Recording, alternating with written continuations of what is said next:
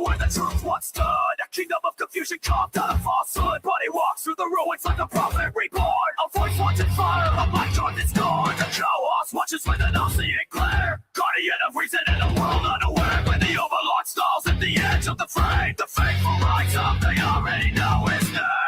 I'm here to resurrect the second coming of coming sin. I come to wake the sleeping, the church will bring the fed. No idols, no illusions, no hollow in your bed. He's here to resurrect the second coming of common sense.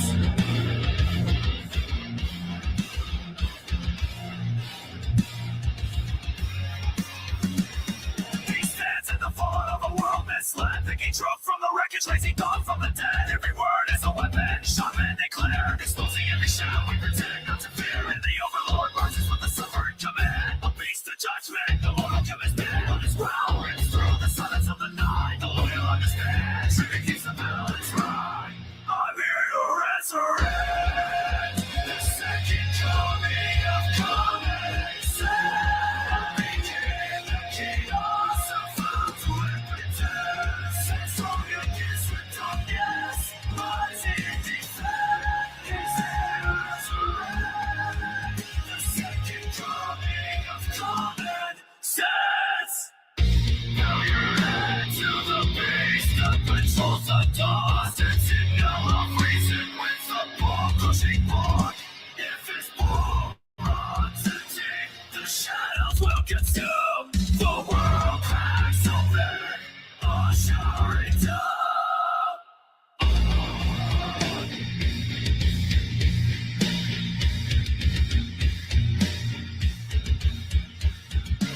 So read the command, come to the accord. If you know what's good, feed Morty the overlord.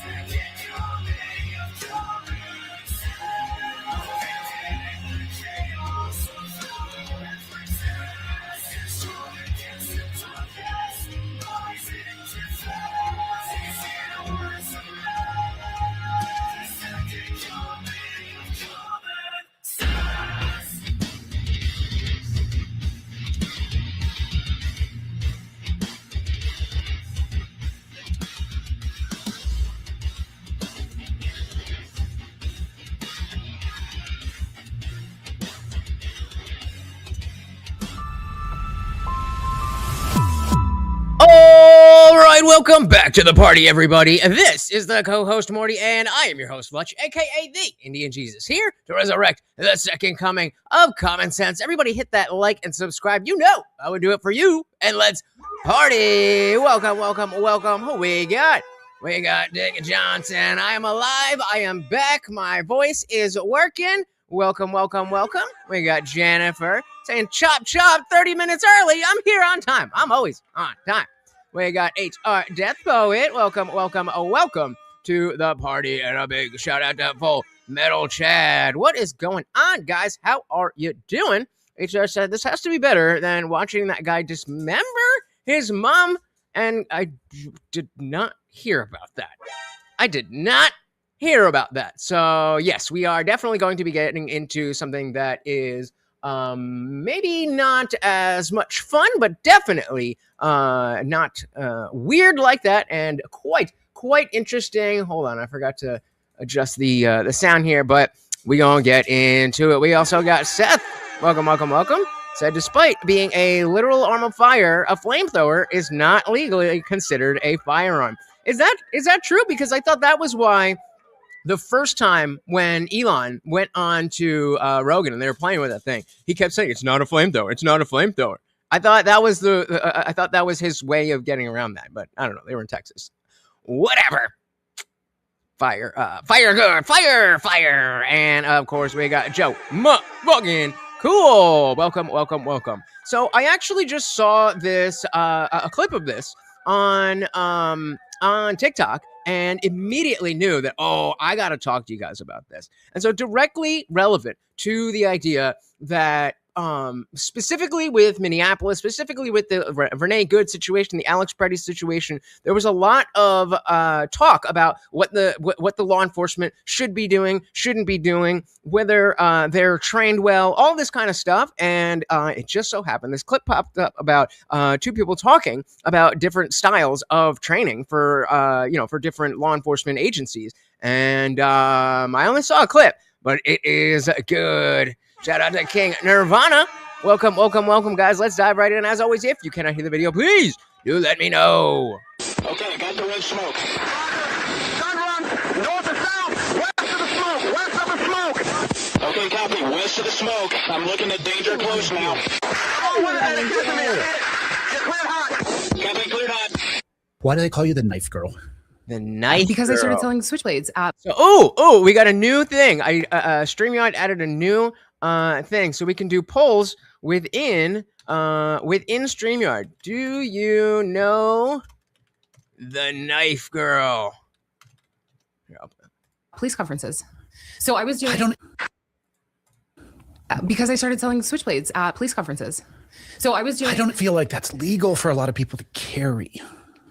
It is in Arizona where you can carry just about anything. Not on the western border of that, where you go into California. That's a way different story. So like police have different policies and bylaws because, what's considered a seatbelt cutter. Right. So like there's a workaround. You guys should all have seatbelt cutters in your cars. I have one in my center console. Those things get you get in an accident, that stuff gets locked in and you are screwed. So definitely they're cheap as hell. They're like, $3 for $1 on Amazon. Just those little things, and it's got a blade, and definitely go do that. So again, guys, we got the poll up here. I don't know, what does it look like on vertical? Okay, so vertical, it is down here, and landscape, you can see it right here. Put a 1 in the 1 or 2 in the chat. This is our first StreamYard poll, so I just want to see how it works. It's considered a seatbelt cutter. Right. So like there's a workaround with that. So we would go, I would sell knives in every single state. Actually, one time in New York, I got. Yep. Same thing. Window breaker. Exactly. There you go. You guys know what's good. And they confiscated all of my knives and they're like, you either give these to us or you go to jail. I was like, bye. Have them. What do you think TSA does with the tremendous amount of things? Come on, guys. I just want to see if it works. I don't really care what you think of the question. Just give me a 1 or give me a 2 so we can see how that works. They confiscate. Keep that shit.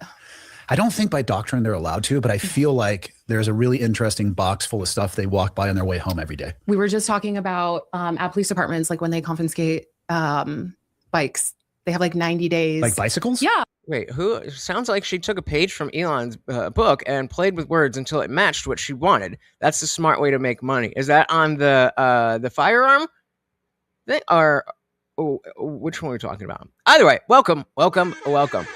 You guys are making me look kind of stupid. Nobody's gonna, you know what? Screw you guys. I'll do it myself. If you want something done right, you gotta do it your goddamn self. See? That's simple. Skate, bikes. They have like 90 days. Like bicycles? Yeah. Like just like whatever people get taken from police officers, there's like a 90-day holding period. And then Oh, maybe where does it go? Whose house does it go to? We don't know. A ferry, poof, and it's gone. Okay, somebody put a 2 now. It's not my business. I put a 2 on the vertical, but I'm thinking that's because I already voted. So somebody put a 2. It's not my business either. I could be, that's a slippery slope. I could see, part of me has no issue with that. And part of me is like, that might be a bad precedent. 100%. I'm with you. It's a fine line. But at the same time, like, is it just going to be sitting there not being used? Because then how is that resourceful? How is that respecting the purpose of that thing? I want them to donate them all to children. I like that. So look on the screen, HR Death Poet. So you're so right here. You can't see. Do you know the knife girl? Type 1 or 2 in chat. And so King, you did the same thing I did because you already voted 1. I think it doesn't work for. I think you can't vote again. Hey, we got Grumpy. Welcome to the party. You did not. I messed up the poll.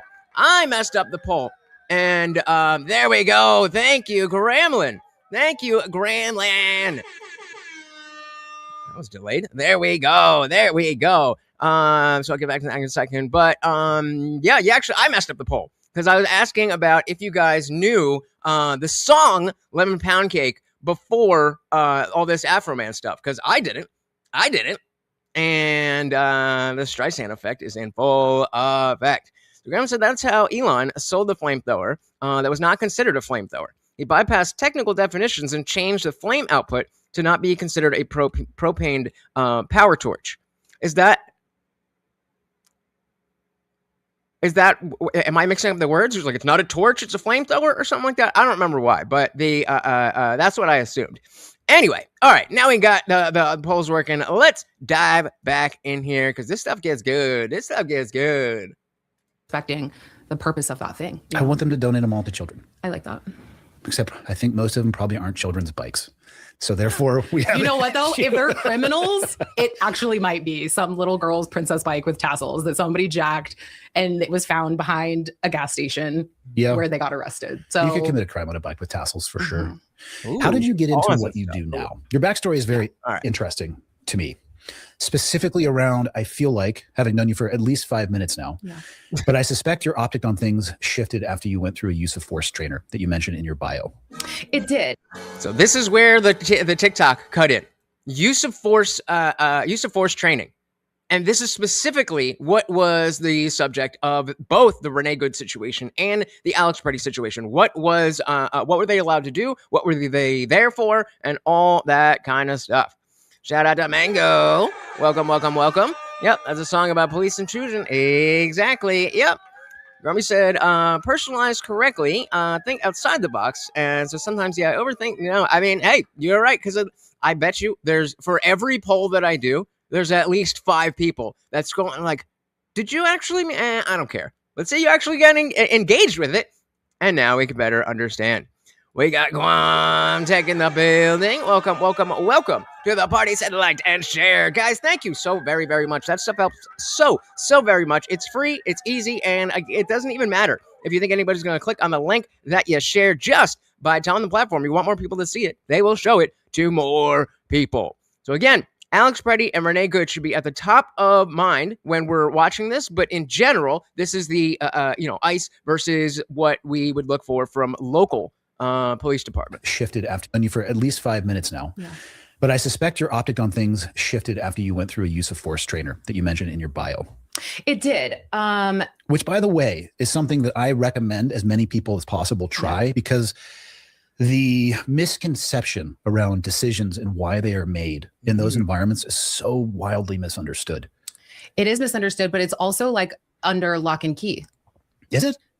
The amount of times that I had ignorant comments and statements and questions for people that weren't answered because I didn't have this, I didn't have the same perspective as after I did the scenario. And I was like, oh, maybe I have things wrong. I went into it very you guys should be shooting people in the leg. Why aren't you doing this? Why? So but here's the thing is on the TV. I'm not laughing at you. This is what we hear from liberals all the time. Oh, why don't you shoot out the tires? I mean, sometimes that's actually a lot more reasonable. But why don't you just shoot him in the leg? Why don't you just shoot the gun out of his hand? Stupid. That's not how this works. That's not how this works. Oh, maybe I have things wrong. I went into it very you guys should be shooting people in the leg. Why aren't you doing this? Why? So very, but here's the thing is on the TV. I'm not laughing at you. I'm laughing at the concept of shooting somebody in the leg intentionally.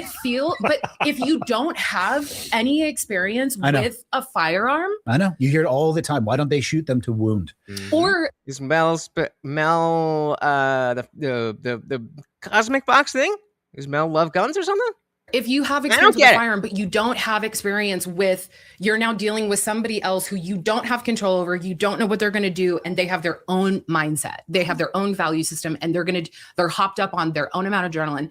There's no way to understand how quickly things happen. So it's very easy to be like, oh, this is a 5-minute ordeal. Well, okay, so 5 minutes is a long time, right? If we stop and try to think about how to solve an issue, 5 minutes is, not a super long time, but plenty of time to figure out, okay, here's what we should do first, here's what we should do second, and let's have a plan B in case that doesn't actually work. But of course, 5 minutes when you're going through that is very, very different. Gramlin said that's actually dope that she put herself through a course that helped her understand why these split-second decisions are made and why she shouldn't easily judge actions of our law enforcement. Bingo. Exactly. And that's why, even though I only saw about 10 minutes of this, I was like, let's get into it. But I'm going to aim for the least fatal area on their body. Of course, this makes complete sense. Stupid. Today's episode is brought to you by Montana Knife Company. You're never going to be able to guess where these things are. Back to the show. Back to the show. Indeed. I didn't have a lot of people that would open up about the truth of it all. So I was sort of left to have my own ignorant statements and comments. And I think that that's where a lot of people are when cops. You're going to make an exception for me, though. When there's this wall. Well, you share the video anyway, right? All between, you know, people who are first responders, you know, in the police world and they're in it, and people who aren't. There's going to be a lot of misconceptions. So it really kind of took me going through that scenario to realize that there was just more to the story than I had known before. Just like most things in life, it's probably not that simple. If you assume that it's simple, it's probably not. So again, I wasn't familiar with this girl, but her thing here said Erica Gaines came into law enforcement as the knife girl, selling switchblades at police conferences, making small talk with cops, building relationships she didn't fully understand. She had opinions. She thought shooting someone in the leg was a reasonable ask. Then she stepped into a use of force simulator. One domestic violence scenario, a shock pack on her lower back, and 2 minutes of chaos later, she walked out shaking. So I'm not super familiar with her as a person. So I don't know if she's in law enforcement or she was just the girl that was selling guns or any of those things. But we gonna learn something today. Shout out to Caucasian Debris. Welcome. Indeed, he is here. Yep, back to the show. That there was just more to the story than I had known before. What was I don't like the vocal fry. The actual scenario they put you through? It was a domestic violence. The classic DV. It was, yeah. So so right off the bat, I'm like en route and I'm listening to dispatch tell me the things that I need to know about the call, like what the person is wearing, who the suspect is, whatever. I do like the speed that she talks though, because this is normal speed. However, septum ring theory. So we'll see. I don't know anything about her, but I appreciate what I've seen so far. The things that I need to know about the call, like what the person is wearing, who the suspect is, whatever. Could not tell you one fucking thing that person said to me. And I'm just like, so already not being able to remember what they're saying, but I know I'm en route to something really sketchy. It like kind of amped things up because I felt like I was like missing something or like. Right. So already before you even get to the scene, you're overstimulated because you're about to go into some kind of situation. Then they're giving you all these details, but you're trying to focus and the brain just doesn't do what we want it to do in those types of situations. I was messing up. Lay out for me so I know exactly what you're talking about. It's audio. Depends. No exclusion. I have a hilarious story about my wife Audio where the exact same thing happened. We went through a use of force trainer scenario together. Yeah. Take him out on the left. What? Take him out on the left. What? We had wildly different experiences. Bro, if you're not I'm just used like, to it. yes. And she was like, oh my God, I'm sweating. I'm like, it's not a real gun.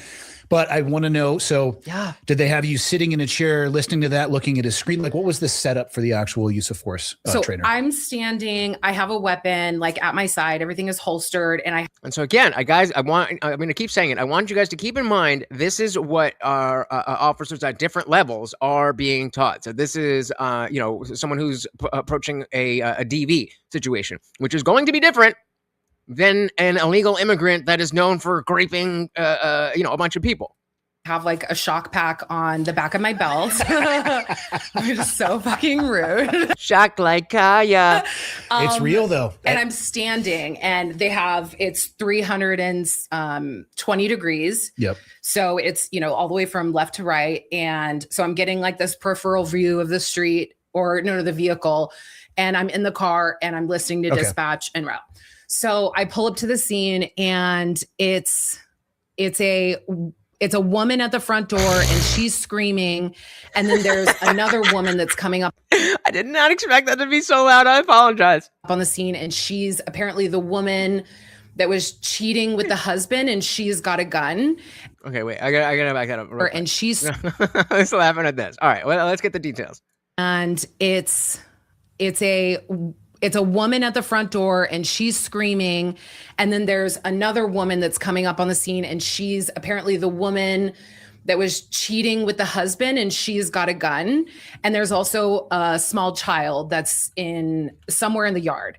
And so just the worst environment imaginable. Right. Totally like worst case scenario is happening. And I'm just kind of like, wow, what do I do with my hands? And they're like, you have to start yelling commands, which right off the bat, right there was something that I am pretty liberal. Like, I am not yelling at people. You don't say. If I could have guessed whether or not this was liberal. All right, let's stop. People like, could you please do this? You know, so well, like you can throw please on the end. Right. Get on the fucking ground. No, please. No, like that. So that part right there already kind of like it made me feel very uncomfortable because I didn't know what to say. So there's already a lot of training that cops are getting with like how to orchestrate or how to like guide people towards what you want them to do. So I'm supposed to be yelling at this person, telling her to drop the gun, telling her what I want her to do. And everything seems like it's going really well. And then she reaches for her gun. And as she's reaching for it, I reach, I shoot, she shoots back at me, hits me, I shoot back at her. And then the whole scene was over. So it was like a 2-minute encounter altogether. And I walked out and I was like, I just started crying. 2-minute encounter. That's 2 minutes. It was so overwhelming. And I'm a pretty tough girl. I would say like I think I'm a pretty tough girl. I wasn't choosing to cry. It was just a reaction. I was like shaking, all the things. And then they were like, cool, now we have to debrief this. I was like, what? Everything you just described too is with you knowing that it's not real. Mm-hmm. You know. Fantastic point. Fantastic point. She has the understanding that this is not real. Yet in the moment, your brain, again, doesn't work the way we want it to work. So I got a better poll. Let's do, how old do you think this woman is? 25 or younger, 25 to 30, 30 to 40, or over 40 years old? We got Lone Wolf and Cub. Welcome, welcome, welcome. She could yell at me and tell me what to do. JK, I can already tell I couldn't deal with her yapping. Oh, come on. Come on. Oh, we're being mean already. Occasions, Bree said, just goes to show women can't drive. Yep, liberal, and she thinks she's a tough girl. I'm a boss babe, okay? I'm a boss babe. Are you though? Am I wearing the is it though? Is it though? Are you though? Yep. Shout out to Wasteland Games in the building. Welcome. You gotta pick one. You gotta pick 3 or 4. You can't do all of them. I can't try. Very good. There you go. Saying everybody's happy. All right, dive back in. And then they were like, cool, now we have to debrief this. I was like, what? Everything you just described too is with you knowing that it's not real. Mm-hmm. You know that you're in probably an air-conditioned room with a screen. Yeah. It's funny they put. Look, I don't know who Ben Shapiro is, okay? But if I did, then I would definitely not do that on my show right now. All I know is that Israel is the greatest thing ever, and I only care about America. And you should only care about America because they care about Israel. Put the shock pack on. Oh my God. It changed. It's like, it's a little battery shocker, which is not awesome, but nowhere even remotely like getting shot. And it still changes the way people think about things because of that potential pain response. Immediately my attention is going towards this. Like, what the fuck is that? And I'm okay, I'm realizing on vertical, this blocks me. This blocks my camera. So we are not going to do that too long. Thank you. All donations are appreciated for any little bit of your entertainment. So I'm gonna pull this down again since I don't have to end it permanently. I'm gonna stop it. And did it move? Oh no. So we're gonna hide it, and we'll ask again in a little bit. Immediately my attention is going towards this. Like, what the fuck is that? And so then I'm also still trying to like maintain this attention to, you know, this focus of what's happening in front of me, but I've got this reminder that like something is happening with my body. So it was really, you know, and then afterwards we're doing the debrief and they're like, okay, so like what did you say? And I was like, I don't know. And they're like, what do you mean you don't know? I was like, I don't fucking know. And they're like, you can't say I don't know. And they're like, we need you to describe exactly how it happened. And it was kind of in that moment that I realized, like, all these times that I've been asking everybody, like, are you okay? There's the vocal fry again. Every time I have been asking. Realize, like, all these times that I've been asking everybody, like, are you okay? Like, I'm listening to cop stories. I'm hearing all the things while I'm Knife Girl. And in that moment, I'm like, you guys all fucking lied. I just played a fucking video game and I'm having this completely like involuntary physiological response. So like, what the fuck? But then I also realized in that moment, like, holy shit, like, what if what people view as racism or bias is actually human limitation? No, you don't say. You don't say that maybe the entire institution of cops have their issues as an institution, but aren't out here just trying to be racist all the time. Just maybe. View as, I mean, I guess that's gonna be the law. We gotta put every liberal through use of force training, and then we win every election. As racism or bias is actually human limitation and a trauma response with such little control there. And it's like, it's so easy to project onto that moment or to that, you know, video that you see on YouTube, all of the bias that you have, right? Or the really traumatic stories that we've heard. It's really easy to project that onto that scenario without recognizing sometimes there's not even room for that thought to be present. It's all just very, and again, right. Right. So let's rewind and think about Renee Good. A lot of people, so many people were talking about, oh, well, look at this video where the wheels are this way. And let's say that we didn't even get the cell phone footage from the actual shooting officer. Let's just say all we have is the fact that in one video from across the street, you can see that she's turning the wheels. And people are literally using that as a justification. Oh, you should have known this and done that and thought about this and thought about that. That's not how your brain works. Room for that thought to be present. It's all just very, and again, right, it was a video game. But that was the most overwhelming experience that I had, you know. And to be fair, like it doesn't seem like she is an actual law enforcement officer that you know, she was just around these people and went through that training. But I still think it's important to understand what it is that we are expecting our law enforcement to do. And again, I'm an FTP motherfucker. I do not like police. I do not like humans who have automatic authority over me. But we need law and order, and unfortunately, law enforcement is a necessary piece of that.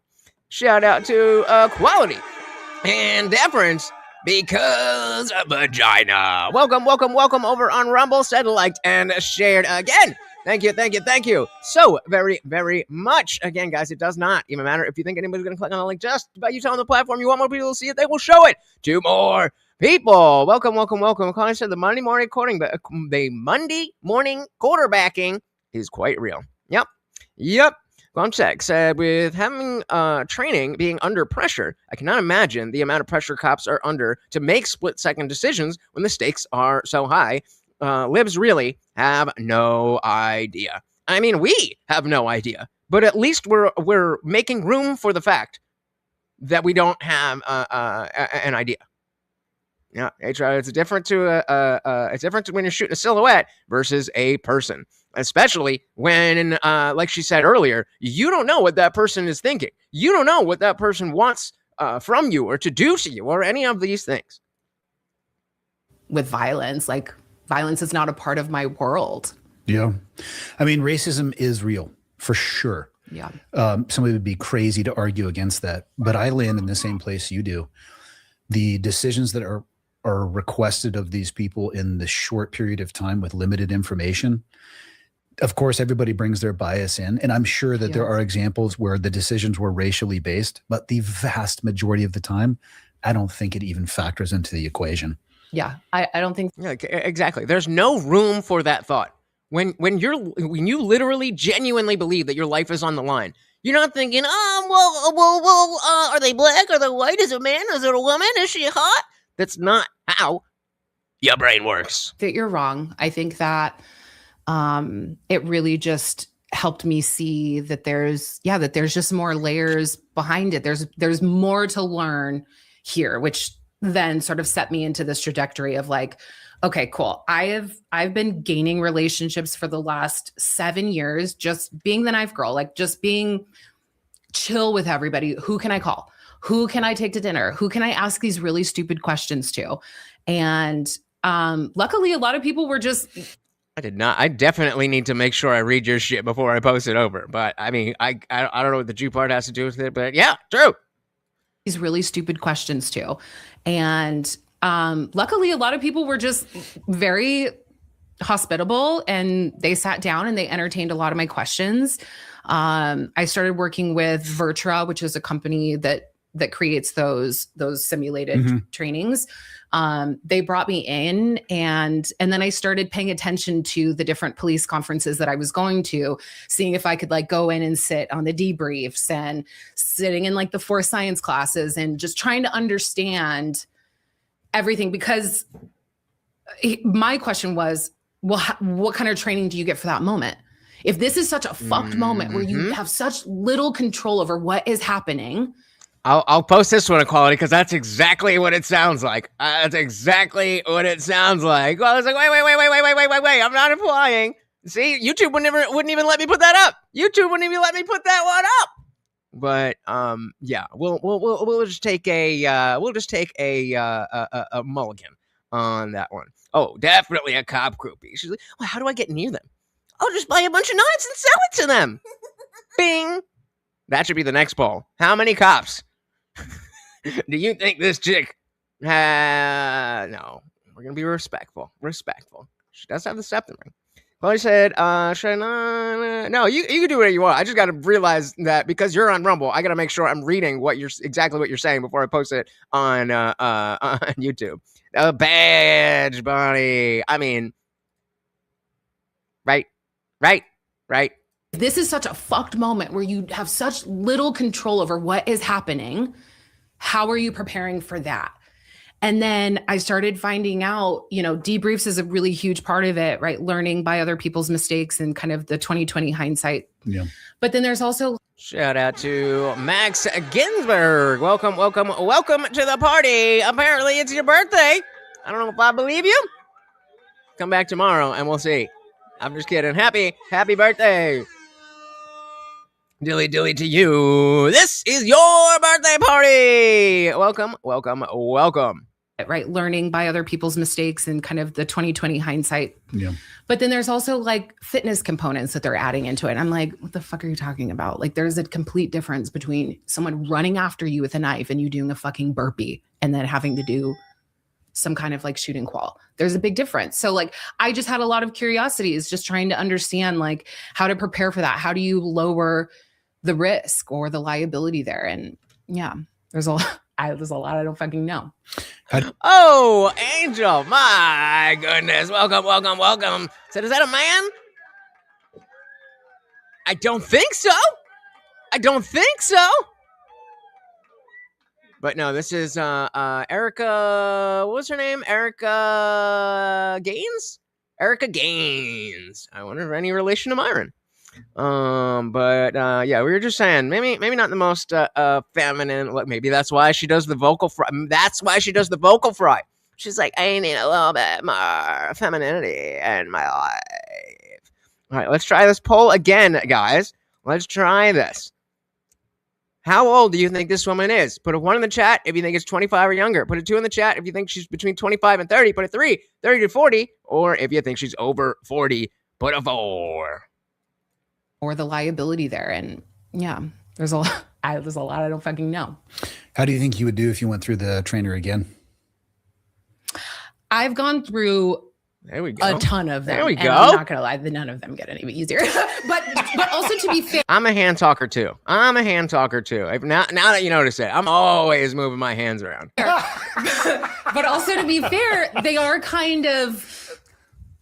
they're also set up in a way for you to kind of fail so that you can see what the failure looks like. Yeah. So they're not designed for you to succeed. They're designed to show you where the loops or where the holes are in your training or the gaps. So, I've done a lot of them. I'm actually a sim in one of the virtual trainings. So like, I don't know what I look like, but somewhere you can find my curly hair, like bouncing around. Yeah. It's like a little NPC. And again, what does this look like? Oh, okay. So maybe I'll stay here while this is open. So when I vote, I'm doing equality's vote because equality can't it won't register on Rumble. But she don't look that young. And hey, we got our boy Lone Wolf and Cub. Welcome to the party. Very good to see you. But somewhere you can find my curly hair, like bouncing around. Yeah. It's like a little NPC. Most police officers, I'm very good friends with a lot of officers up here, and their stories and experiences track with what I've heard nationally. I mean, almost no officers end up in officers-involved shootings, statistically, right? It's obviously, if you get yourself into that, you better be able to navigate your way out of it. But they train for a career using those simulators in the hopes that they can perform in that moment. That may never even show up in a career. You're totally right. So it's like less than 25% of officers that are involved in shooting. So it's a really, really small number. But when that's what's making the news, it's kind of like how police have this negative bias, right? They're dealing with a very small percentage of the population of people, but they're fully willing to just blanket this, like all people are liars, all people are bad. Like, you know what I mean? And you're dealing with such a small percentage. So we all do it. That's just the human nature of things. But yeah, it is such a small percentage, which is also part of why I was going like, I have a very outsider perspective. I'm not afraid to ask the dumb questions because I don't have anything to lose. So I'm looking at it and I'm going, okay, so wait a minute. What do you mean you don't have anything to lose? Did I miss something? That's just the bad. They're talking about the percentages of blanket this, like all people are liars, all people are bad. Like, you know what I mean? And you're dealing with such a small percentage. So we all do it. That's just the human nature of things. But yeah, it is such a small percentage, which is also part of why I was going like, I have a very outsider perspective. I'm not afraid to ask the dumb questions because I don't have anything to lose. So I'm looking at it and I'm going, okay, so wait a minute. So you're training your entire careers for something that is like very low probability of happening to you. But then when it comes to wellness, something that you're more probable to deal with, like suicide is the #1 cop killer in America. And yet the amount of training that happens for that is you guys are savage. Really disheartening. So it's like, that doesn't make sense. If you're one of the most hyper-vigilant communities, you're looking for exits, like where. Oh, gotcha. Okay, thank you. I did miss that. Equality saying about the nothing to lose vis-a-vis looking stupid. So I already don't know what's going on. Nobody expects me to know. So I have nothing to lose by asking questions. Make it the Saints. Thank you. Also said she's got tattoos. Sure is she. I gotta wash my tattooed and employed hoodie. I like that one.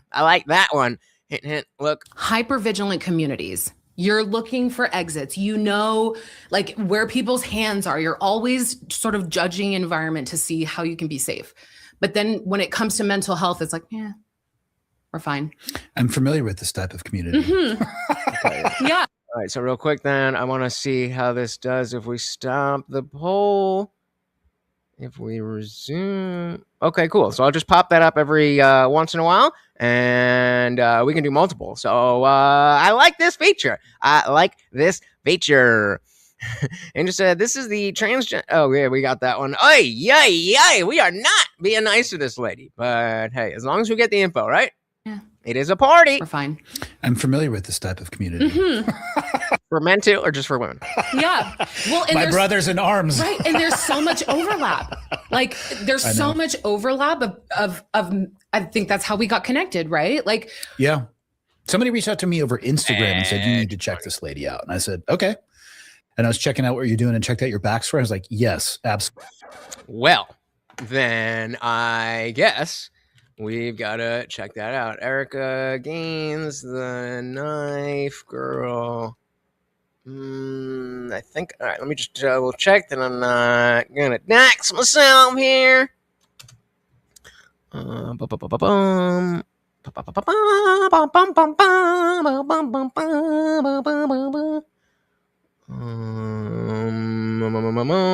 cool. Just want to make sure. So this is TAC Mobility. That's what her thing is here. What do we got? The best stretch. You need a corner, and you need.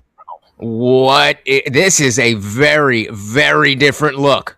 This is a very different look. Whatever. Okay, we're here for a different reason. Your arms, preferably if they're really tight, like right in here. Okay, hands go up, and you just lean in towards the corner. Oh my goodness. Oh my goodness. Okay, this is what attracted you to all this? In 2013, I was selling switchblades just like this, and eventually I was assigned to work this music better not get me the police sector, where I became known as the Knife Girl. In 2017, I got a yoga certification, and I was literally doing it everywhere. And then in 2020, everything changed. All right, I'm just gonna read it because I don't trust this music. Everything changed. George Floyd had been killed by a police officer. Absolutely. Took advantage of this avalanche, and everyone claimed it was the police. I hated what was happening, and I had a lot of questions. And eventually, my questions led me to a shooting simulation. And I was really surprised by how fast a shooting actually happens. I wanted to see how cops train. I wanted to sit through a shift. Even wanted to see how police helicopters function. And honestly, I didn't really understand how firearms worked or how they didn't. And now I see why training is so important. But then I put on the gear and I was like, absolutely not. But this is also my wheelhouse. I created blah, blah, blah, blah, blah, blah, blah for to teach police what stress feels like. We bring in cold exposure and show them what flight or fight feels like, and then how to manage it immediately. So that's okay. This is a little bit better than the first one. A little bit better than the first one. Let's give it one more. That was from the same thing. Oh Jesus. Why does they do that? I don't like favorite places to go to, and you eat, you get your favorite dish, and everything's exactly how you expected it to be. Service was fantastic. Everything is all good. Okay. All right. Well, so again, we got basically her intro from the beginning, but I just wanted to see if there's anything else out there. So Gremlin said that statement from her about cops training for a rare moment sounds exactly like people shocked when they find out we train even our non-combatant members in the military to shoot to unalive. Yeah, I mean, yeah. I guess that like I was reading that, and I'm like, yeah, obviously. But as you're saying, they don't even think about it. They don't even think about it. She said, I'd rather tats than a belt of ears, what? Or a vest made from scalps of the enemy. I guess I agree. This is a stretch. That sketch looks like it does nothing to help what she cut. Yeah, I don't know what the fuck that was. I don't know what the fuck that stretch was. And true, very, very true. He was not killed by police officers. He killed himself. Yep, equality. We got the septum ring theory. It seems to be ringing true for the most part, but hey, she's here talking about how she opened her mind. Lama said this goes even for civilians. Because of the way the law is set up, if you don't shoot to kill, then you wasn't in a life-threatening situation. Very interesting. I mean, I don't think I knew that connection. Like, I don't think I would have necessarily put the connection that, oh, you have to shoot to end the threat. Otherwise, when you're in court, then, well, why didn't you keep shooting? That's a brilliant point.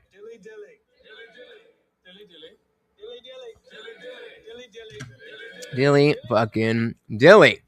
Shout out to Jesus is Lord. Said America is the greatest nation, and there is only one Jesus. He is the Lord of lords and Kings of kings. That is George Floyd. I mean, hey, if that's your religion, then we welcome it here. Seeing this lady's story makes me count my blessings for having having family members who are law enforcement help me understand the everyday danger they could face at any moment. And yeah, this is definitely something like that is definitely something I didn't have experience with. I don't have. I mean, like I have an uncle who was a cop, but like I'm not close with him. And so this type of understanding, I just like her, I was one of the people who were just like, guns bad. And I'm like, shoot him in the leg, all that kind of stuff. I just didn't know any better. And I didn't know that I didn't know any better. I thought I knew without knowing anything. All right, diving back in. Connected, right? Like, yeah. Somebody reached out to me over Instagram and said, you need to check this lady out. And this stretch is amazing. I said, okay. And I was checking out what you're doing and checked out your backstory. I was like, yes, absolutely. We have to sit down and talk. I love him. He's such a sweetheart. And there's so many folks that are cops that were in military. It's like you get out of the military and then it's like, holy shit, like life is quiet. Like, what the fuck do I do? Well, I know what I'm good at. Okay, cool. Ooh, and it looks there's a big gap between being in the military and being a police officer. I mean, here we go. And so this is specifically, what I want to focus on is the idea that we should not be expecting federal law enforcement to behave like local law enforcement in the same way we shouldn't expect the military to act like local law enforcement. Ooh, and it looks there's a big gap between being in the military and being a police officer. I mean, let me just tell you. What do you mean by that? There's a difference in the ROEs that we had overseas and having tactical experience in a mature theater of war. And ROE. I'm not good with these military things. What is ROE? There's a different that we had overseas. Routine of efficacy. I don't know. Having tactical experience in a mature theater of war and patrolling and enforcing the laws where you live. Yeah, me too. HR. Some of the solutions we had available overseas will net you in prison here in the United States. Mm. So, do you think that has like added to some of the cultural things that exist within law enforcement, since there are a pretty decent amount of people in law? I don't think I have either. Looks like we got a new poll. Does it exist within law enforcement, since there are a pretty decent amount of people in law enforcement that were military? Maybe. I think it has been largely a benefit because if you look at the policing community, and I'm going to have to speak broadly because I'm talking nationally, because statistically their likelihood of being involved in a legitimate ballistic tactical environment is lower when you bring people into that world who probably have, depending on the background, spent a little bit more time, seeping in that pool a little bit. With that experience, they can pass that knowledge on. And rules of engagement. ROE is rules of engagement. Thank you, Equality. Seeping in that pool a little bit. With that experience, they can pass that knowledge on and probably level that up. I know equipment has evolved, and there's an argument for and against this. A lot of people don't like how militarized modern police officers look, depending on the role, specifically SWAT and things like that. And it's like, all this stuff, they're tools to be able to do a job. So, and I don't get super dogmatic about how the people look. I care about how they're able to do their job. And you're totally desensitized to that world. Like to me, I'm like, oh, bitches. It's like a carpenter's hammer. It's a carpenter's hammer. 100%. When you're not used to that, though, and I think that's kind of where I was coming from, is like all of this stuff is so foreign that it is scary. Yeah, it's scary. That's how I look at astronauts. I'm like, what are you doing? Why are you wearing that? Your suit doesn't look comfortable. You should check with me on how it. You should check with me. Why don't you have a zipper for your iPhone? Duh. I mean, no, I totally get it. And do you get service out there? You think, right? With Neuralink? It can potentially go too far as well because I'm not.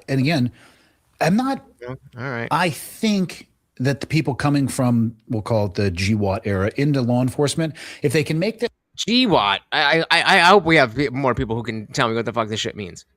What the fuck is GWAT? that the people coming from, we'll call it the GWAT era, into law enforcement, if they can make that transition and level up the people that are around them, 2 thumbs up for sure. Yeah. But if they leave that job and they try to turn it into their new job into their old one, or they view it from that lens, I think that's more of a swing and a miss, because that's not, it's not the same, you know? Interesting. So Grumpy saying sounds like a Democrat. I feel dumber when construction workers use more than one type of hammer, obviously implying that, well, there's different tools for different things. And as the saying goes, if you are a hammer, then you're going to look at everything as a nail. And in this situation, far from ideal. That's more of a swing and a miss, because that's not, it's not the same. You know, policing, I was not an expert on law. It wasn't my job to enforce the law. We were very targeted in what we did. We went looking after people, and largely the decisions were made based off hostile act, hostile intent. Okay, so let's get, because I couldn't find this guy's name. Let's do a little, it is called, what the hell? It's called the Cleared Hot Podcast. Cleared Hot Podcast. Andy Stump. Okay, I've heard that name before. Could we get like a little wiki or something? What do we got here? About Andy. Born and raised in North Carolina. From the age of 11, he knew he wanted to become a SEAL, and it became the single driving force of his life. He enlisted in the Navy while still a junior in high school, entering military service in 96. After completing boot camp, he began the most grueling training program in the U.S. military. Basic underwater demolition SEAL, known as, I'm going to call it BUDS. Nearly 90% of all candidates are unsuccessful completing the 6-month program. And he graduated and began his SEAL career attached to the SEAL Team 5. Couldn't make 6, huh? Couldn't make 6. I'm just kidding. I don't even know if that's better or worse. And 2, SEAL Team 5 in California. So, yep, very likely a liberal, even if he's a SEAL. In 2002, he screened for and joined the most elite counterterrorism unit in the military, SEAL Team 6. Okay, so I was right. That was a good joke. This unit is tasked with conducting the nation's most critical missions, many of which have become the focus of Hollywood movies and books. While on a combat deployment, an Iraqi insurgent shot at close range with an AK-47. Doctors told him it would be years, if ever, before he recovered the use of his leg and returned to full active duty. How long is this? Okay.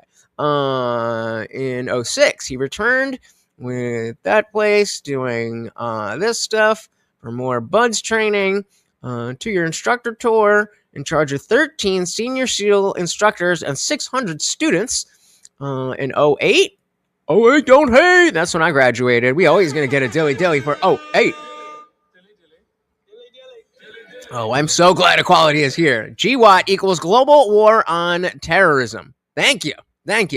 All right. 08, don't hate. He became the first E6 selection commission through the Limited Duty Officer Program in the history of naval special warfare. He joined SEAL Team 3 throughout a 17-year. So, I mean, okay, well, let's go through this. Throughout a 17-year, executed hundreds of combat operations throughout the world in support of the global war on terror. I bet you, I wish you would say that like 10 seconds later, because I'm almost positive that if I had read that, I'd be like, oh, GWAT. But whatever. Medically retired in 2013. He got 5 Bronze Star medals, 4 with Valor, the Purple Heart, the Joint Service Commendation Medal, the Navy and Marine Corps Commendation Medal with Valor, 3 Navy and Marine Corps Achievement Medals, 2 Combat Action Ribbons, and the Presidential Unit Citation. So I think fair to say, homie's been through it. And that's going to be a little bit more respect in my book than whether or not you are left or right. Grumpy said, we can learn from human history. Humans do better in a box. Humans need a strict look at reality. This is proven by statistic numbers. Yep. I didn't write Indish, did I? That says Indian. Yeah, no, totally agreed. Totally agreed. Don't forget about punctuation, guys. That will help me out. Most nations here are employed by the reservation. Oh yeah, well, that makes a lot of sense. In Canada, you probably see them all over the place, all over the place. Put it one in the chat if you have. Put it two if you have not, or we will never do polls again. We went looking after people, and largely the decisions were made based off hostile act, hostile intent. If it met one of those two criteria, I could take an action that could end somebody's life. That does not work in the civilian world. Right.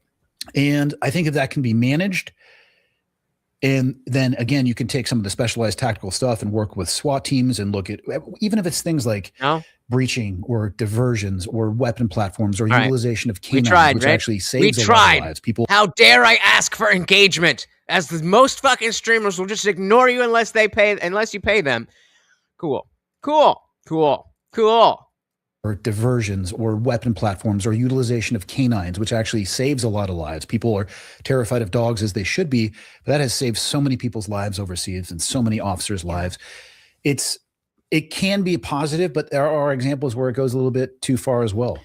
Yeah, but can't you say that about anything? I guess what I was thinking more of is not so much the tactics of things, but the mentality toward wellness. Because we were talking about that whole, like, I'm fine, no big deal. Yeah. So I just think about they might bring that with them. That's into what I'm their new saying. job. Like military conditioning of like, suck it up. Like, you have a fucking embrace the suck. Embrace job to do. The suck.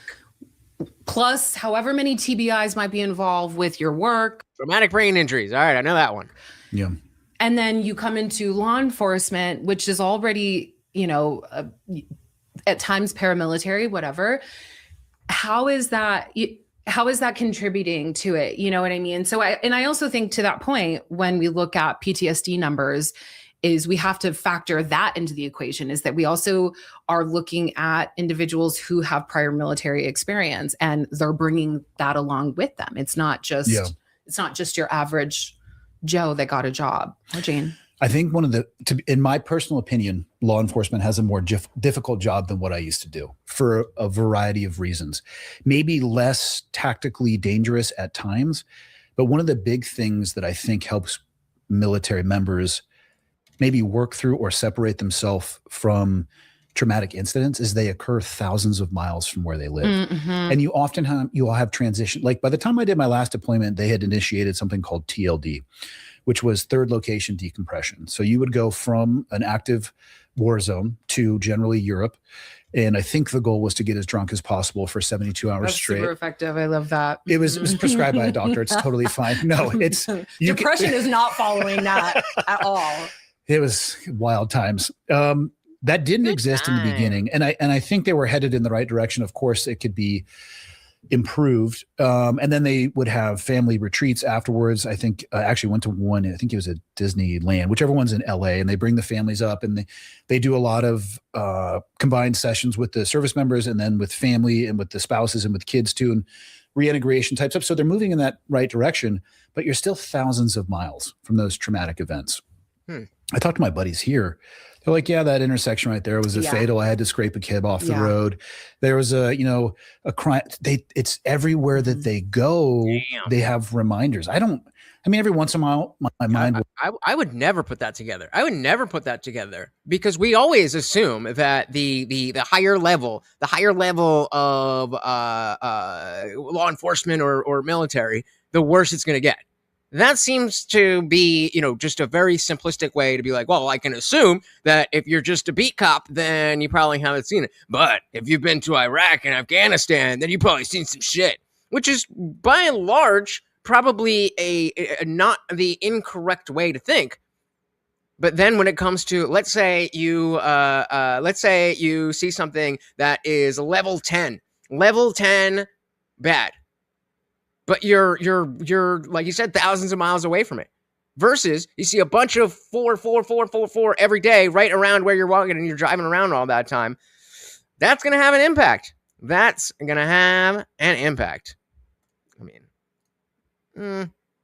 think you're, I don't know. I think that might be a little bit of projection. Maybe you want to fuck the host. Just saying.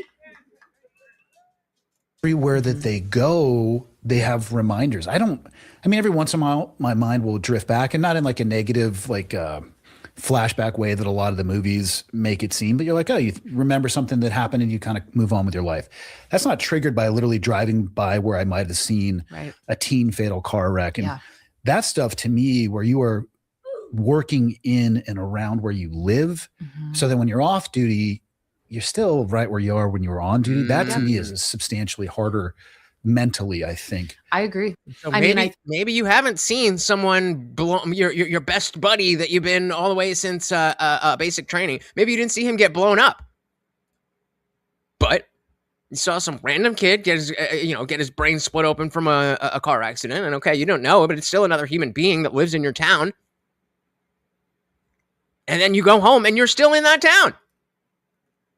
I think that for sure is there. My husband's a cop and I get to hear all kinds of stories. And I also think too, when everybody is plugged into their phones, and those are called anxiety rectangles. Oh my God. But like, I have to tell my husband, I'm like, put your phone down. Like, why are you constantly looking at your phone for like all of the bad news? And it's like this constant cycle of like, I'm at work.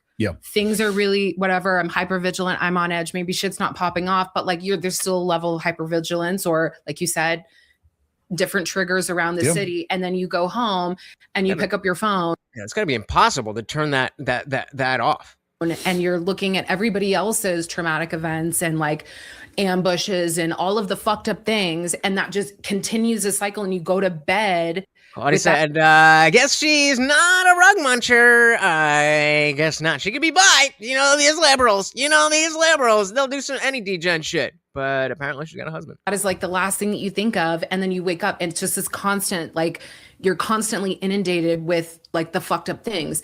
And I think to your point of when you're constantly dealing with stuff versus being able to go away, deal with it and come home, that to me is even more reason that wellness is important, but also that, the conversation around what people want from cops, it's not invalid, because what I see is a lot of apathy. Yeah. I'll add to that too. They called it. The biggest piece of advice I have for my friends who are in law enforcement is to develop a social circle that has absolutely nothing to do with law enforcement. Facts. Bro. I'm not saying.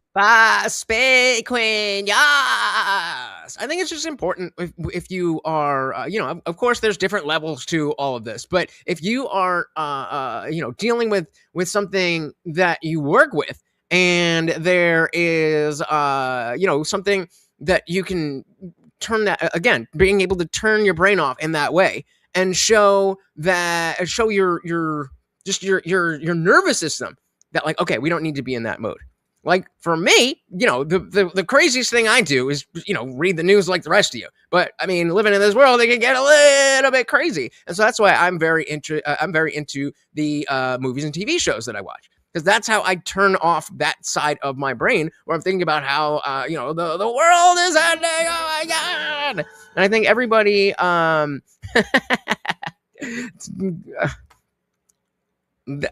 completely forgot what I was going to say, but let's shout equality and deference. Hold on. We gotta do it right.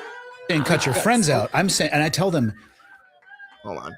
We got to do it right because Quality said, first, of course, we got to give Morty his treat. Every donation comes with a treat for the Overlord, making me reach hard.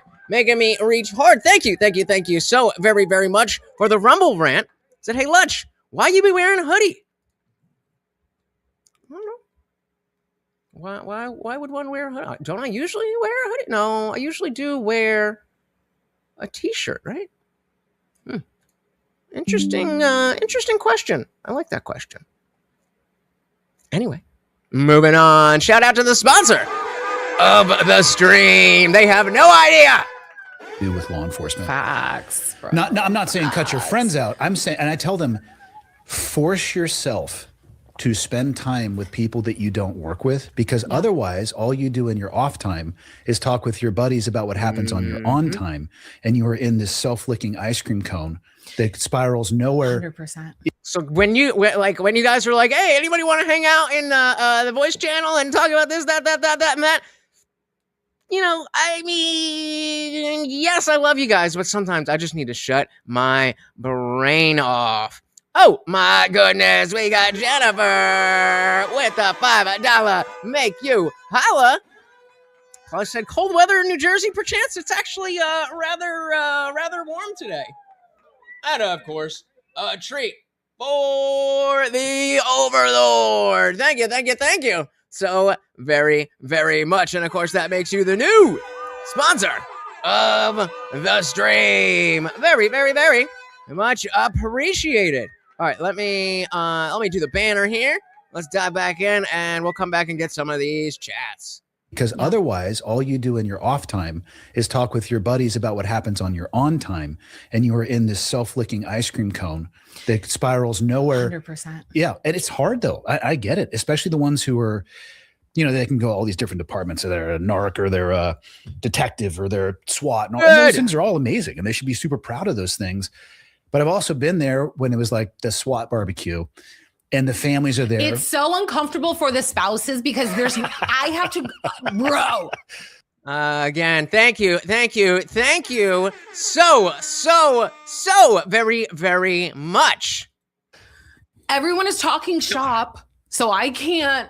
There's nothing that I'm going to bring to that conversation. Get in there and start making stuff up.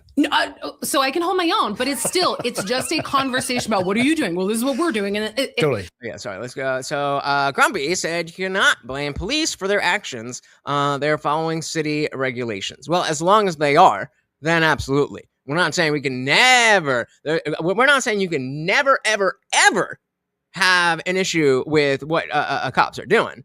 But as long as they're following the law, that was, my big argument my big debate with Def Not and talking about the Alex Preddy situation.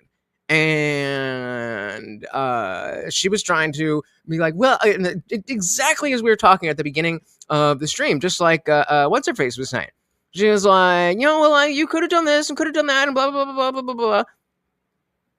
But what does the law say? Graham v. Connor, that was a justified shot, and we may say that we don't like seeing it, but it is what it is. Thank you again. We broke the record set in 1953 of 86 degrees today. God damn, got it to over 90. Jesus. See, 90 is where it's like, all right, now it's too hot. It should be like 76 degrees, slight breeze, and a little bit of overcast every single day. That's what I think. Claudia, are you seeing it? So I can hold my own, but it's just a conversation about what are you doing? Well, this is what we're doing. And totally. So we met up with a girlfriend that works for Kalispell, and he immediately just starts like hamming it up with her, talking about like, what do you guys respond to? And they're going back and forth. And I just said to him, I'm like, it's so funny how like you're able to form these like sort of like surface level relationships with any cop because you can talk about work. Finger popping each other's assholes. And I just think about how much harder, we have. That's that shit. Me too. But only after the show. Have to work at having genuine conversations about curiosity in the world. Yeah. And I think everything that you're saying about having relationships with people that are outside of the police community, I think it's so important because, what I was saying about when you're constantly interacting with criminals, the tendency to think that is how everybody else operates and the cynicism that you gain from that. So a little story, last night we're on our way home from Moose's. Yep. Oh, give me the tea. Give me the tea. I love the tea. Oh, please give me the tea. Did you guys throw some peanut shells on the ground? No, I think peanuts are filthy. That's disgusting. Ew, they're so ashy. It's an gross. experience. No, gross. Pass. But peanuts are ashy? What does that even mean? I don't know. That's how it feels in my mouth. Like, What? I'm just gonna put this out there. I think that might be racist. I think peanuts are filthy. That's disgusting. Ew. They're so ashy. It's and an gross. experience. No, gross. It's an experience. But the Peanuts are pizza, ashy. What does that even mean? I don't know. That's how it feels in my mouth. Like I'm not Pizza there is poor. I top. don't- I imagine her licking some black dude's elbow. This is a weird statement. eat this. Yeah. Their pizza. I'm lactose intolerant. I don't give a fuck. It was amazing. Totally worth That's it. a risky ride. It was risky. So back to the ride, right? So we get picked up by our Lyft driver and we get this notification that she's deaf. And so we're like, oh, okay. So we're just, going to kind of be chill. We get in the car. She's Okay. Vietnamese and she's, and then she starts talking to us, like asking us about our trip. And so then we ask her, like, how long have you lived here for? And she says 10 years. And she moved from Vietnam to become a nail tech out here. And I was like, oh, that's so wild. Like that's a huge change. Yeah. And she's like, yeah, there's this like online community where you can like Vietnamese people. Quality said, I imagine her sucking a lot of peanuts. That's I love a good pun.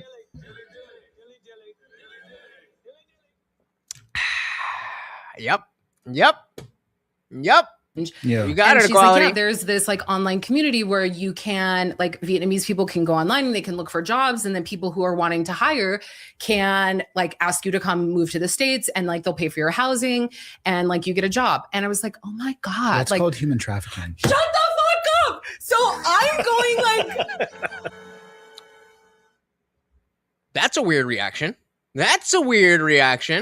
come move to the States and like they'll pay for your housing and like you get a job. And I was like, oh my God. That's like, called human trafficking. shut the fuck up. So I'm going like, What is happening? I'm just saying. What is happening? You just described human trafficking. No, not even a fucking thought in my mind. In my mind, I'm like, that's so generous. Like genuinely, like they have a Oh, you home. went the other way. You're like, these people care so much. Yes. Do you want to buy any oceanfront property in Idaho that I have for sale? You might be a little susceptible here to Oh, looking there's at not an ocean there. Yeah. So right, okay. All right. I missed that one too. Call her stupid, but I missed it too. I am paying attention to 3 different chats. Well, she's having a one-on-one conversation, but I missed it as well. You might be a little susceptible here to Oh, looking there's at not an ocean there. Yeah. So right, okay. So very gullible, very optimistic, one might say. I would go with the optimistic. So yeah. I'm just like, oh my God, that is so sweet. So we get out of the car and I look over at him and he's like, I'm so fascinated by that. And I was like, I know, like, I didn't even think that like they were putting housing together. Like that's so, and he's like, that is a money laundering or a human trafficking thing. Yeah. And he's like, didn't you see like the diamond tattoo? I was like, yeah, like the sparkle. And he's like, no, that's how they identify people that they're trafficking. And I'm like, Let me tell you how that What? situation probably played out. So there are websites that exist like that. And how can I say without getting in trouble? mind blowing to me. All right. HR said you can't gauge another person's reaction to unusual circumstances by your metrics. And this is why when we look at, for example, Erica Kirk, then we definitely think about how for a while we were saying, okay, that makes sense that she's, acting a little weird because she is a grieving widow and all that stuff. But as time goes on and she is doing this, that doesn't make sense and that doesn't make sense. And it's just like, wait a minute. Is there something else going on here? Is there something that's right in front of my face and I'm not seeing it? I don't know. Shout out to David. Welcome to the party. Great minds. Welcome. How can I say without getting in trouble? Mind blowing to me. Here's what I can tell you with certainty. In the Kalispell Valley, where you wouldn't think that exists, there is 100% human trafficking happening specifically in that career field. And what ends up happening is, you get a job and then they take your travel documents. That's what he said. I was like, why wouldn't they just treat them well and then loyalty will keep them there? Oh my God. Liberal women are the most naive people. What? Just be nice and you can traffic them? What?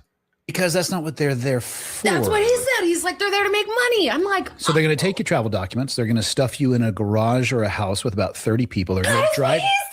They're going to drive you to work. They're going to bank. They're going to force you to bank through them, not through a banking system. So they have control over your movement and your money and your travel documents. And so again, just to put this back into context of what the larger conversation, if you're going after that type of operation, you're going to have different types of training than if you're, if you're a local PD, if you're in the military, if you're in ICE. These are all going to be different things that you need to train specifically for. And with that specific training, if you're training for this, then you're not going to be training for that because you only have so much time in the day.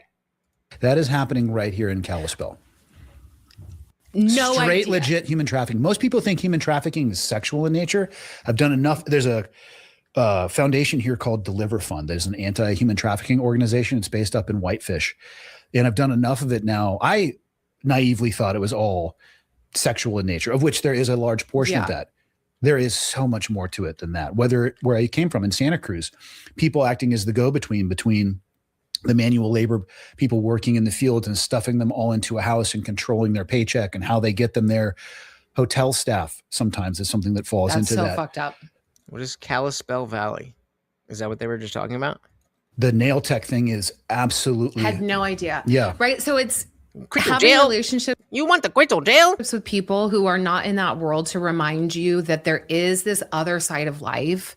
Even if you think it's silly and naive and whatever, I think that a lot of cops could use that, right? Because the hypervigilance, that's your imagination too. I'm just choosing to use my imagination in a way that, call it ignorant or not, is not it's not making me stay up at night or look at people sideways and whatever. So I do think that it's important for cops to like intentionally look for friendships and community outside of that. Everyone having the same mentality. They have to have it. Some of the most cynical people I know are police officers, and I can't blame them for it because I'll talk to them like, "Hey, how long have you done your job?" 20 years. And up here they call them repeat customers. I don't know what you guys call them down in Arizona, but they're like, the radio call came on. It's like, I know it's Bob again, and I know what the issue is. Come on, Bob. Come on, Bob. And I describe it more along the lines of like traditional people making tea. They open a bag of tea and they put it in the water. The longer it sits in the water, the darker the tea actually gets. And at some point, it's just too much. And that's kind of the world. I mean, I am not aware of people who are calling 911 to report that a birthday party is going really well. Like, I'm having the best day of my life. Can you send an officer over for a high five, right? That would probably. I asked my husband, I was like, can I like say that there's an emergency and like have sandwiches ready? And he's like, girl, no. Do you have any? I feel like the officers would be stoked. I do drop the link sometimes, grown people. This is not really an open panel show. So I very much appreciate everybody in the chat. But for this one, I'm gonna go solo. I mean, unless we get to the end and we have something to talk about. But yeah, it's not a super. Well, I mean, it's sometimes a kind, but it's not a regular thing. So just whenever I'm in the mood, HR said, I thought adrenochrome was beyond my realm of comprehension, but it's not a reach anymore. It's really difficult to try to take an understanding of how different a human life can be. Meaning what you are willing to do, what you're willing to say, what you're willing to endure, what you desire. I mean, there's a certain. I have to imagine that you are a certain kind of person that is always going to end up going down that road. I can't imagine that the average person, and maybe this is, beyond the realm of my comprehension. I can't imagine that everybody is just that capable of being that evil. I think, of course, we're all capable of being evil, but scary. And have sandwiches ready, and he's like, girl, no. Do you have any? I feel like the officers would be stoked. Right? High Some fives. Jimmy John's? Totally. Like, hey, I don't know what their code is, but like, we have to take a break here for a little bit of time because that's the rest of their time is the tea bag and the water. So. And HR wins! Dilly! Fucking Dilly! I'm sorry, I cheated a little bit. But so far, I wasn't sure exactly what we wanted to do in terms of the level of detail and the level of color. So I'm going to let it heal, and we'll see it really quick. If you're not familiar, I'll catch you up. We had a stream where I put a stream goal that I did not expect anybody to hit, that I said, you guys can choose my next tattoo. And then we hit the goal. So then I did a community tab post. I was like, all right, everyone put your ideas in there. And I was going to pick the 4 best ideas. We put up a poll, and whichever one won is going on my body. And the design that won was the Hindu god with many arms with Trump's head. And so here she. Oh, let's go this way. Here. Oh, that way. There we go. So we gotta. I think I want to add a little bit more shading and a little bit of color to the head, but this is under the second skin, so it looks all wrinkly because there's like a thing over it. But I did it. You guys said I wouldn't do it, and I fucking did it. We got Donald Trump as a Hindu god, holding a hat and bringing us magic. Fucking gangster. Who else do you know? That would be that committed to you guys? Just saying. It wasn't cheap. Send in those donos. For a little bit of time, because that's the rest of their time is the teabag and the water. So I can't blame them for becoming cynical like that. Where it becomes an issue is where I think it becomes unchecked. Because if I can recognize it, they can recognize it. And I recognize that in myself, in my old job a little bit as well too.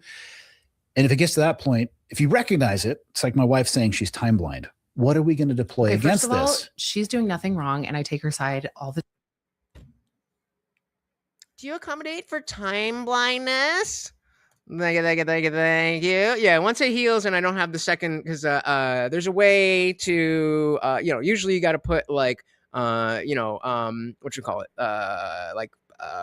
What's the word? Lotion and stuff all over it. But you can see there's like something there. And so it's just an adhesive. And I don't want to speak too soon, but it helps with the itchiness. And we'll see how it heals, if it has enough of that look, or if we want to add some orange throughout the head. And also if we want to do more shading in the body to make it a little bit more, to add a little bit of depth to it. So we'll see. See? Man of my word. If I tell you I'm going to do something, I'm going to do something. Wasn't cheap, so send in those donos. She's time blind. What are we going to deploy against this? She's doing nothing wrong, and I take her side all the time. I don't even know her.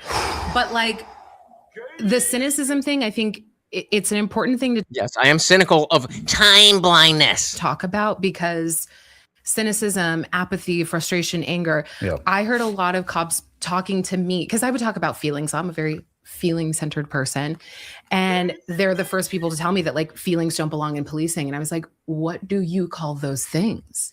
I actually couldn't disagree with that more. I think it would make you even better at your job. Right. But well, I mean, we definitely don't want RoboCop or Terminator, right? What I see happening is it's okay to have cynicism and apathy and frustration and anger and anxiety, but like at some point you're going to retire.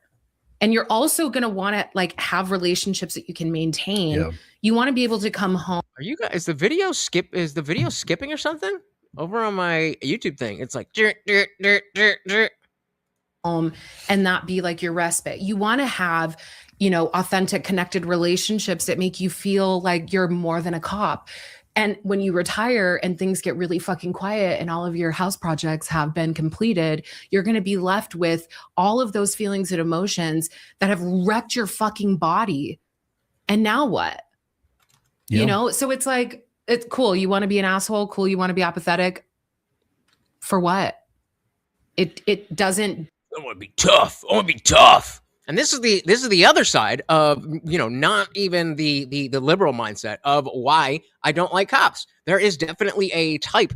Well, there's multiple types, but there is a type of people who go into law enforcement because of the power, because of the fact that they know they're going to, they were bullied in high school or whatever. And, this is their opportunity to get back at the cool kids and all that kind of shit. That definitely definitely exists. And whether it's apathy towards other people or apathy towards the law or whatever it is, not a good thing. That being said, we don't want you to have no emotions. Warnings. Warnings come from emotions. Cool, you want to be apathetic? For what? It doesn't do anything for you. Like, it might help you when you're working, because then you don't have to constantly involve your feelings and get let down because your repeat customers aren't making a different choice with their life. But at the end of the day, it's your body that's holding on to all of that stuff. So like, keep trying. The people I knew in my old job that were the best had the highest EQ. It actually, I'm not going to say it's. Oh my God, how overused EQ is. The what they say, emotional quotient, just like IQ, but for your emotions. And it's such an overused thing in the wrong way. Like, there definitely is a piece of our brains where you are better or worse at understanding both your own emotions and other people's emotions. But the way we see it used is that, oh, women are so much more emotionally intelligent because women feel more things. That's not what that means. That's not what that means. I would argue unquestionably that if we make it a male or female thing, unquestionably that men are significantly men in general have a much higher EQ than women, because we have to. I'm just going to call it. She's 33 years old. Do we have a? All right. Well, I'll look that up. I'll put this poll up for you guys one more time. Let's see if you want to see on the thing. Let's see. Qualtech says 33. I'm going to look it up. So you guys got the next 5 minutes to hit the poll, and then we going to see. Joe says, saw a Terminator hand lodged outside of a door handle on the passing car. I had to explain to my dad. You got to explain to me. I don't know. Actually, have I? I can't remember the last time I saw Terminator. That's one of those that, like, as I've always told you guys, there is a period of like late 70s to very early 90s where, because my parents aren't from this country, there was just a lot of stuff that I just missed out on. Okay, 37. So equality set 37. So that's going to be a 3. And yeah, that was one of them. I've caught it on TV and stuff, but I guess I'm gonna have to do a Terminator rewatch. But yeah, definitely men have a higher IQ on average, or EQ rather, than women, because women just feel a lot, but you don't see a lot of managing those emotions. You don't see a lot of being able to manage other people's emotions either.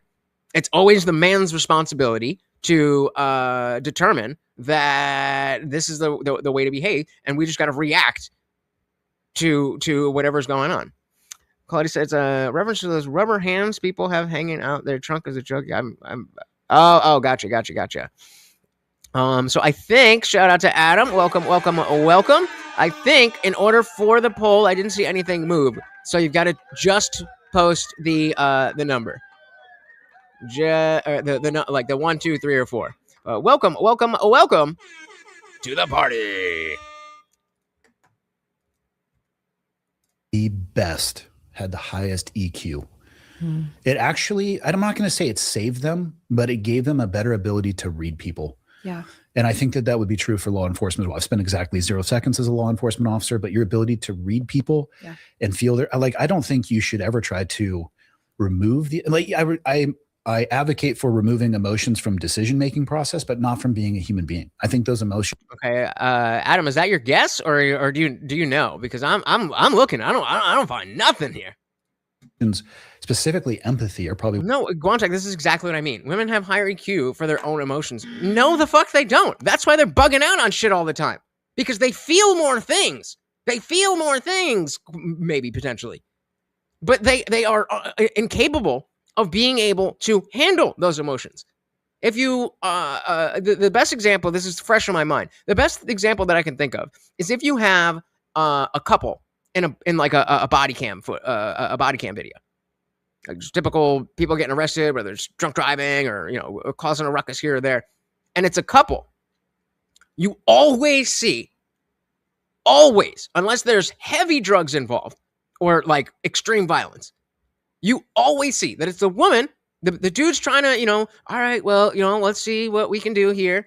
And the one's like, fuck you, I didn't do anything wrong, how dare you? Da-da-da-da. That is not emotional intelligence. That's just emotional. Decision-making process, but not from being a human being. I think those emotions, specifically empathy, are probably one of the most important ones we have as a human.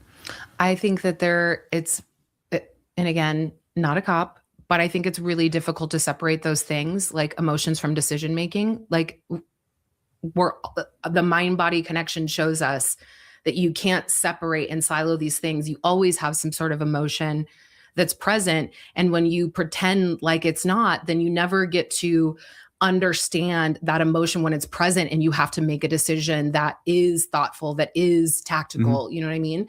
All right, looks like we're not getting a clear answer, so we'll see. I'll keep that up for another few minutes. And I think things are really changing, which is, I think, really beautiful. Wellness, police culture, things have really evolved over the last 5 years that we've been a company, and I think there's a ton of contributors to that. But I think now that we're seeing more women that are on, like, in police departments, I think that there is this like balance of people getting exposed to like emotional conversations and emotional intelligence, and again, that's the switch. That's the switch. There's a lot of emotions going on, therefore there's emotional intelligence. Well, I said women feel a lot, just like children. He had the cough. When you ask a woman why she's crying and she says, I'm fine, then you press her and she admits, I don't know. It illustrates the point. Bingo. Exactly.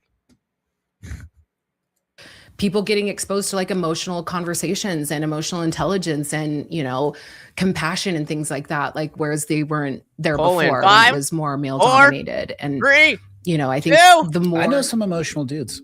There we go. 67% of you say she's between 30 and 40. I would have gone with over 40. She looks.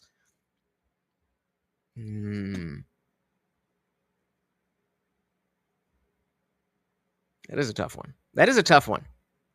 I don't know. I would final guess. I would say, I'm gonna go 38. 38. What did Guantek say? Guantek said 33. Yeah. She just look, especially in the other video that we on her Instagram when she's not all made up and the nice lighting. I don't know, man. I don't know. That being said, we have seen with some of the trends on TikTok that millennial women tend to look about the same age, if not younger, than Gen Z women. So I assumed, with this profile, we would have gotten something specific. I'll keep looking, but don't say anything. Nirvana said she's very masculine. I'm into it. Hey, she looks like she's gonna put me in a headlock. I bet you would love that, wouldn't you? Not my thing. Adam said the lady cop that liked getting passed around the department felt a lot of eggplants. Exactly. Do you think that there are dudes who work with other dudes who work with females in any industry that want to fuck those women? Guess what? You don't just do it. That qualifies as EQ.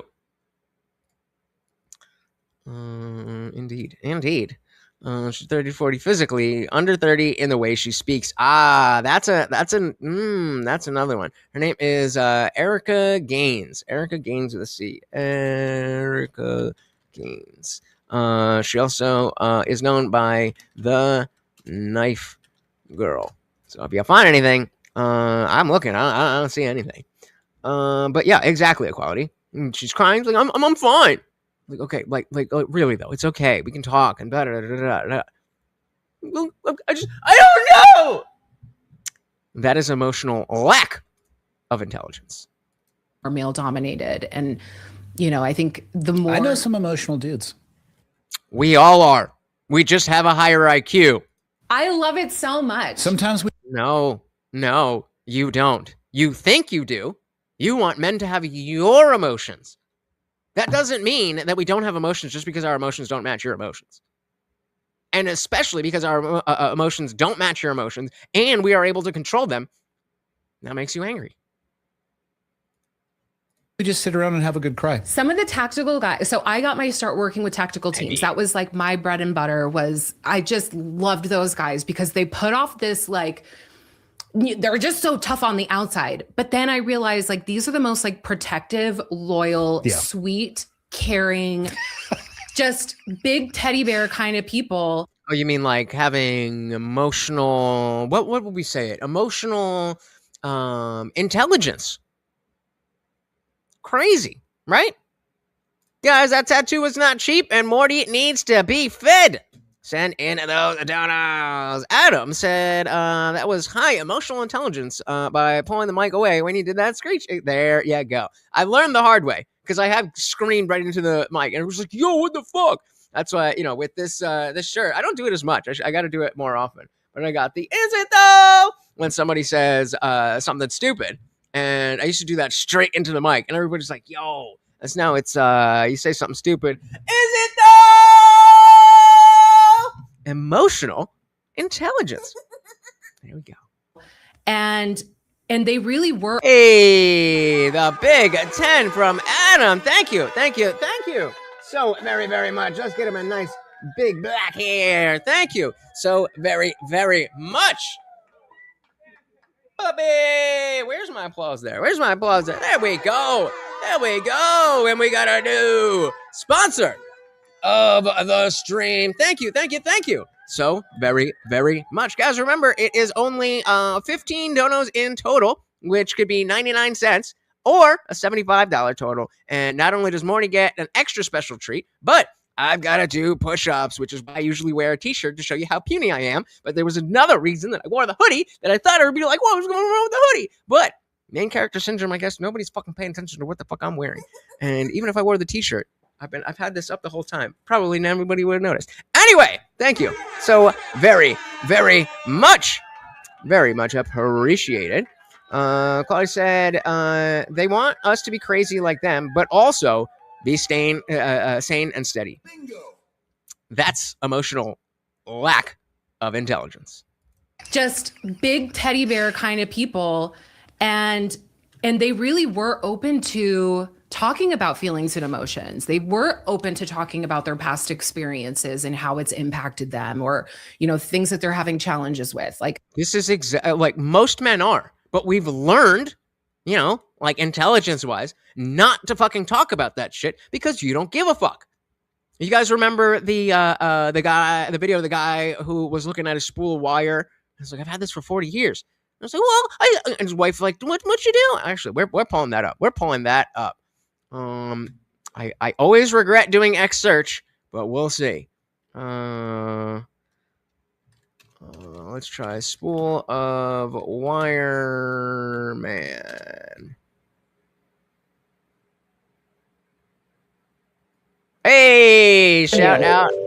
So this is precisely and exactly why men definitely feel our emotions, but don't say jack shit to you. Yeah, man. Hey, what are you doing? I came out to check on you. Huh? What are you doing? Thought you were working. I'm looking at this. What is it? It's wire. It's a spool of wire. And I'm almost out of it. Can you see the spool of wire? Mm-hmm. I'm almost out of it. Okay. And I've had this. You can already tell she doesn't even fucking care. You can already tell that she doesn't fucking care. Spool. Mm-hmm. I'm almost out of it.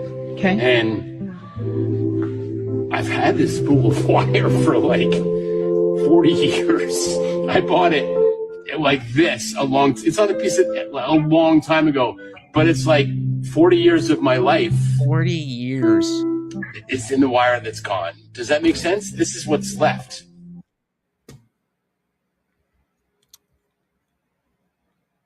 In case you need a minute, because you know what happens?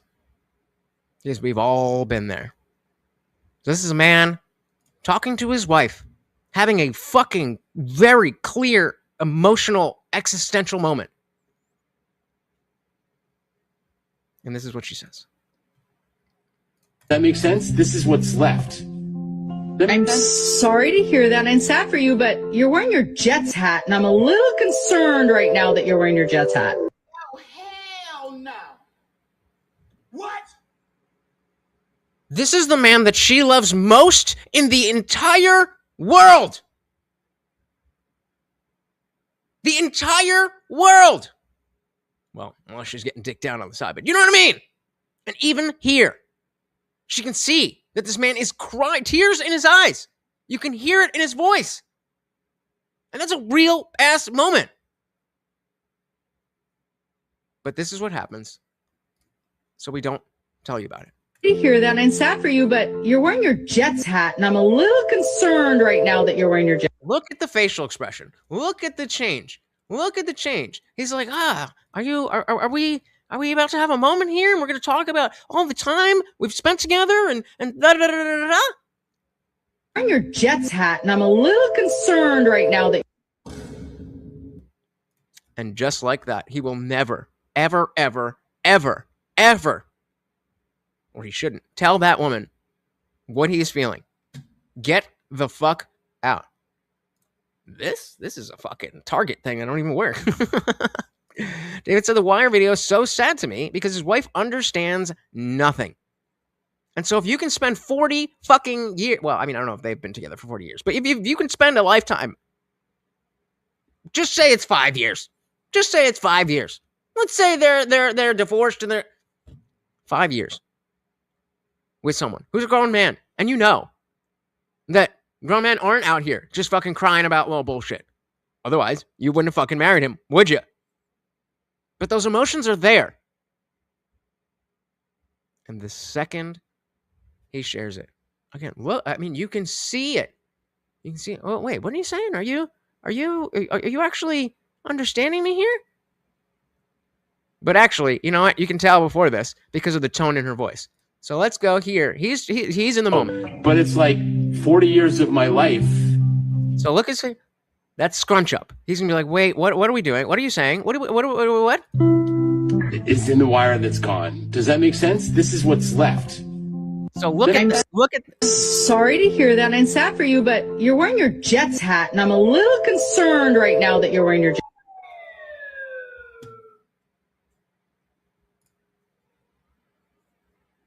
So you can fuck off. You can fuck right off. Telling me, oh, women have emotional intelligence. Shut up! Context, I can guarantee that she has told them tens of times through those 40 years that he needs to share his feelings more too. Bingo. Yep.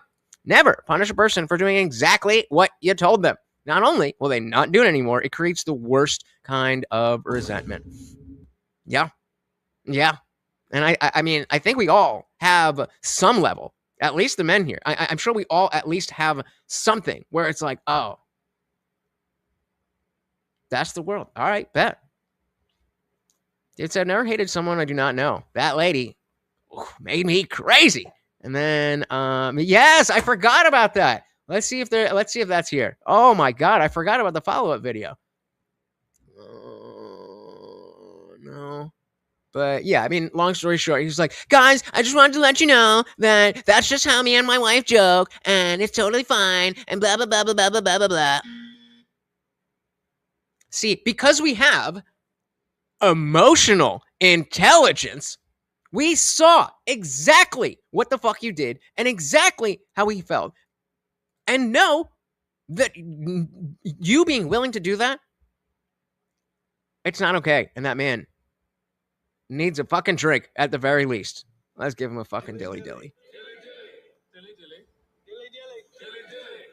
Dilly dilly to all of the male emotions that have just been lost to the ether because we fucking know better. I just said I can't describe the sinking feeling when a man weeps unless his dog has died. Don't do it. This is the world that you live in. You don't get to have feelings to the outside world.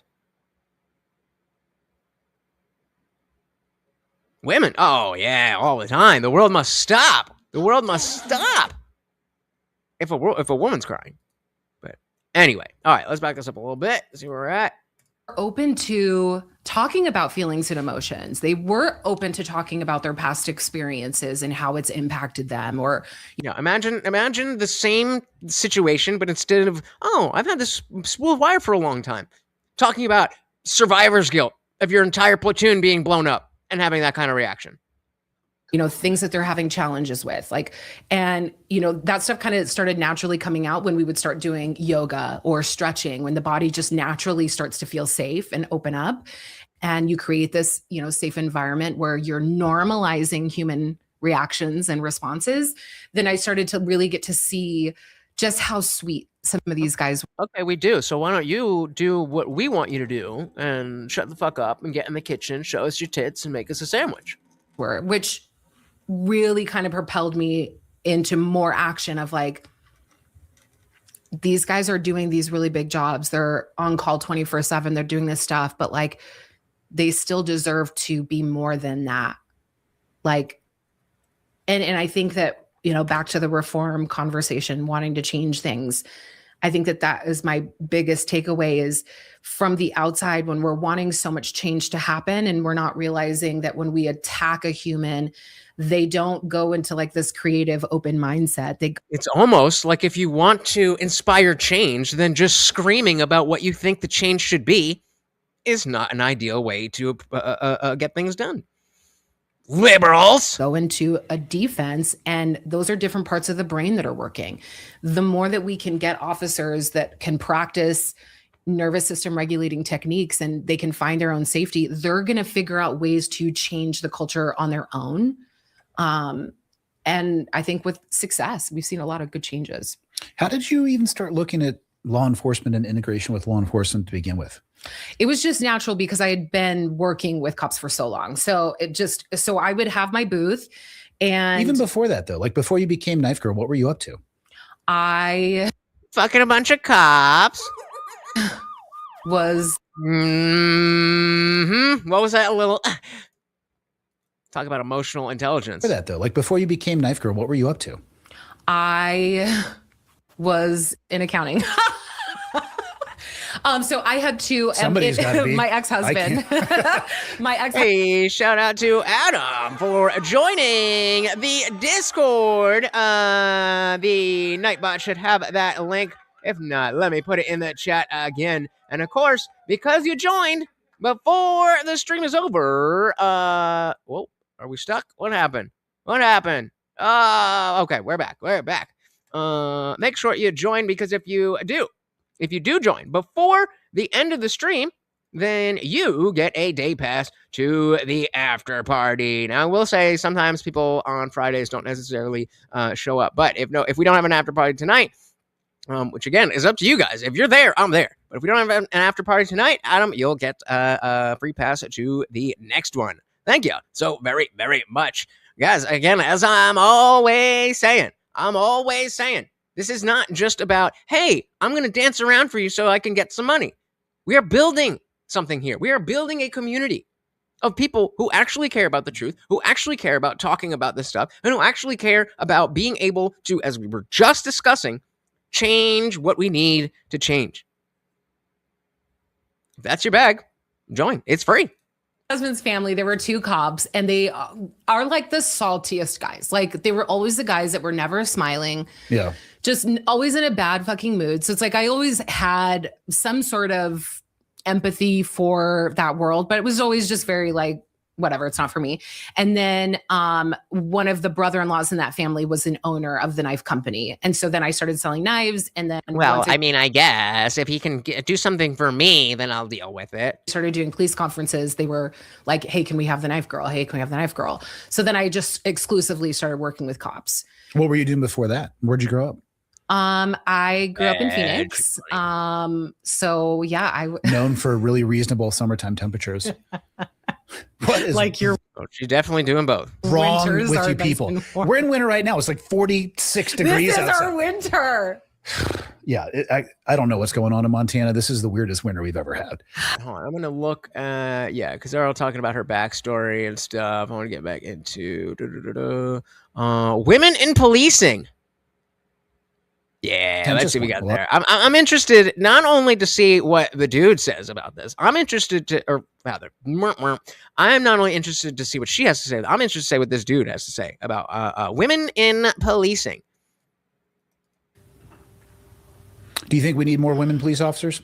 This is a contentious one. A lot of people, maybe not a lot of people, there's a contingent of people that would say women should not be involved in policing at all. Yeah, I just did a post about it. And how'd that go for you? So I was on the phone with this commander. I see a lot of things where I'm like, that doesn't make sense. So, okay. So a couple things. As I started to work on wellness and kind of focus and prioritize that, I realized that it's not just about teaching people science behind stress. It's also about recognizing what cultural aspects of policing are contributing to poor mental health, which ask any cop and they're going to tell you that the majority of their stress is not coming from the outside. It's coming from the inside. A lot of them say, I wear a bulletproof vest. The front's for the people that are out there and the back is for the people inside the agency. Oh, geez, this is her company, right? So, David, I'm going to assume this is a quote from one of her websites or something. It said, Tag Mobility is a training program whose vision is to heal the racial divide between people of color, POC, and police officers. I thought people of color was POC. I don't know. I'm lost with that shit. Anyway, through law enforcement wellness and community dialogue. I mean, she's definitely having the dialogue. But that don't mean I got to agree with her. Quality said they should not be cops. Liabilities with tits. Well, that's an interesting point because a lot of dudes should not be cops because of the fact that they would be liabilities and not good at that job. I consider myself one of them. I should not be a police officer. That's not sexist. That's horrible. That it is so pervasive. Really? Wait, a lot of them say, I wear a bulletproof vest. The front's for the people that are out there and the back is for the people inside the agency. That's horrible. That it is so pervasive. Really? Oh, what about the thin blue line? The thin blue line. It said, it looks to me like it is on the cops to heal the divide between POCs and cops through training and not changing the culture of cop hating. I mean, did you expect something different from her? I mean, this is what liberals think. People are unable to do anything, change anything, affect anything. And just no, the people that are oppressing me need to change. Not me. I'm perfect. Come on, man. Evasive. Those are supposed to be people that have your back over everything else. Cops treat cops worse than citizens do. Why? All day, every day. Why? It is that is a retarded statement.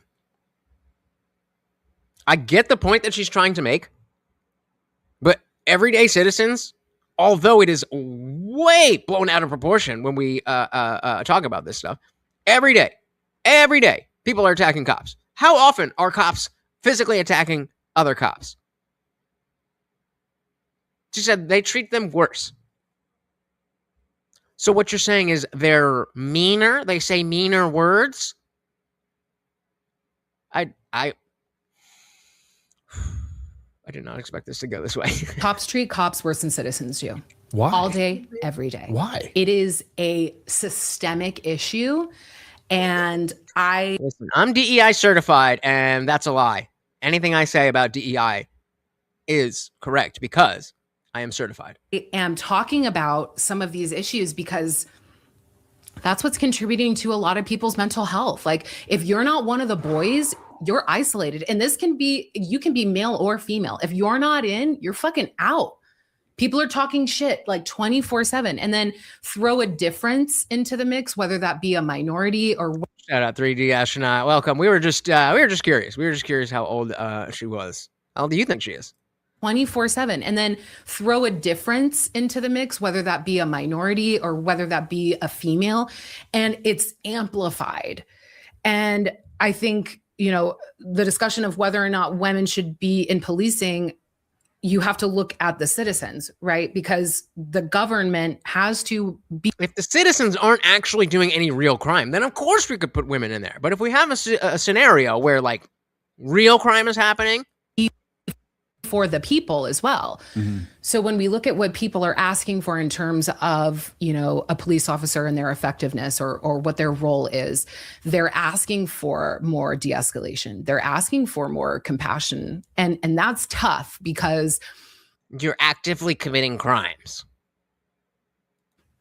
Going back to it being a heavily male-dominated industry, that's not the foremost emotion that's going to like show up. Right.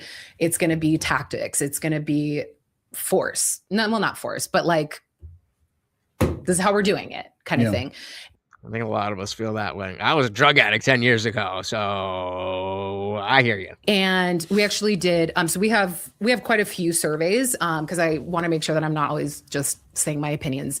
And I was really curious what citizens wanted from cops. Like we have a lot of fucking opinions about the way that things should be, but we have very little evidence and understanding. So I asked. So we again, it's important to understand the dynamic here. That we have a guy who has medals and medals and medals and medals, and then we have some chick who's married to a cop who did a simulator, and that gave her all the answers she needed on how to fix policing. So I created this small survey, and it's so stupid to me how many people have an opinion, but then when you give them a survey, they're like, no, I don't have time. So we have a really small survey. I want to say there was like 120 people that responded to it.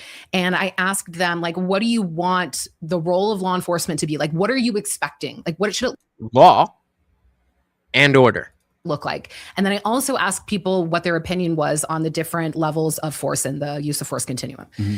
And the amount of people who wanted cops to have over 100 annual hours of training in compassion, mental health for self, mental health for others, and firearms training, I was like, what? First of all, no one's getting 100 annual hours of training on anything. Okay. And now you're talking about 100 hours annually? I'm terrible at math, but I know that that's not that much at all. 100 hours. Where are we? 100 hours. Divine, but that's 8 hours a month. That's 8. Did I mishear her? And firearms training, I was like, what? First of all, no one's getting 100 annual hours of training on anything. If that's true, then that is a very, very, very big problem. But if you're going to tell me that as a law enforcement officer at any level, that you're not putting in 8 hours of training for the entire month, maybe there's a point. I'm not saying I agree with her, but maybe she has a point. Shout out to No Name for You. Welcome. Said, fun fact, your background matters more than your training. It's 1.7 hours a week. She's dumb. We've gathered as much. I got pulled in by a clip on TikTok, and the beginning was pretty cool. But she's bringing up some interesting, some interesting points. We'll say like that. Yeah, that is the job, right? The being on the job is training. I also I'm not saying that is a replacement for like doing drills and stuff, but it's not training. 3D Astronaut said, mental health is a phantom. You can separate the mind, body, and psyche and spirit. Or you can or you can't. You can or it's impossible. Can't separate it. Yeah, agreed. That's why they call it the mind-body problem, because we can't figure out how to separate them. Guys, we are coming. We just passed the 2-hour mark. If you would like to keep the party raging, please make sure the puppy is fed. Thank you so very, very much. What? First of all, no one's getting 100 annual hours of training on anything. Okay. And now you're talking about 500 hours a year on these things. Wanted 100 of those individually? Individually, right. Oh, boy. So, right. So that just says okay, you actually don't understand how this works. You're thinking that they're spending the majority of their time training and preparing when really they're They're getting very little training because of staffing, because of budgeting, and they're out there just working, right? The amount of, there's like 240 million 911 calls a year. Like they're fucking working. So. Okay. So she is definitely, she's not downplaying the fact that while you are working, you are getting experience. But I do agree. If people aren't doing 8 hours a week in any area, or excuse me, not 8 hours, 8 hours a month, 8 hours a month to practice the very tactical things that are extremely relevant to your job, I agree. That is a big problem. Adam said, "Did we find out how old the broad is?" We did not. But I'm sticking with 38. I'm sticking with 38. Shout out to Lee. Welcome. No Name said federal law enforcement is better because they get standardized training and not Democrat-funded social services training. This shit literally pisses me off. Oh, look at me. I'm a black girl with anti-police rhetoric. Just kidding. That's not racist. That's hilarious. Yeah. Like again, but before we close down, I want to go back to that clip in the beginning, because I do think it's important that, especially if you didn't see it, to highlight that is enough to give us the justification for this conversation. That being said, I did not expect, I always tell you guys, oh, I usually like to skip through to just make sure we got something good. And then I saw something that I was like, ooh, this is going to be good. I don't need to watch any of it. And it's not bad. We're having an interesting conversation, right? But I thought it was going to go a little bit of a different direction. 140 million 911 calls a year. Like they're fucking working. So we asked people like, okay, so communication, mental health for self, mental health for others, that's nearly impossible to do. But then if we look at how women are raised socially, that's something that women grow up with. And if we look at the differences between genders and sort of how they're socialized, she's not about to make an argument that inherently by gender roles, women are better trained to be. Please don't say that. Utilize women and these natural skills that they've been raised with to improve different police policies and systems. And there's a lot of research behind how with the increase of women on police departments, it's increased customer satisfaction and just the overall perception of law enforcement, which is when she says customer satisfaction, she means the criminals.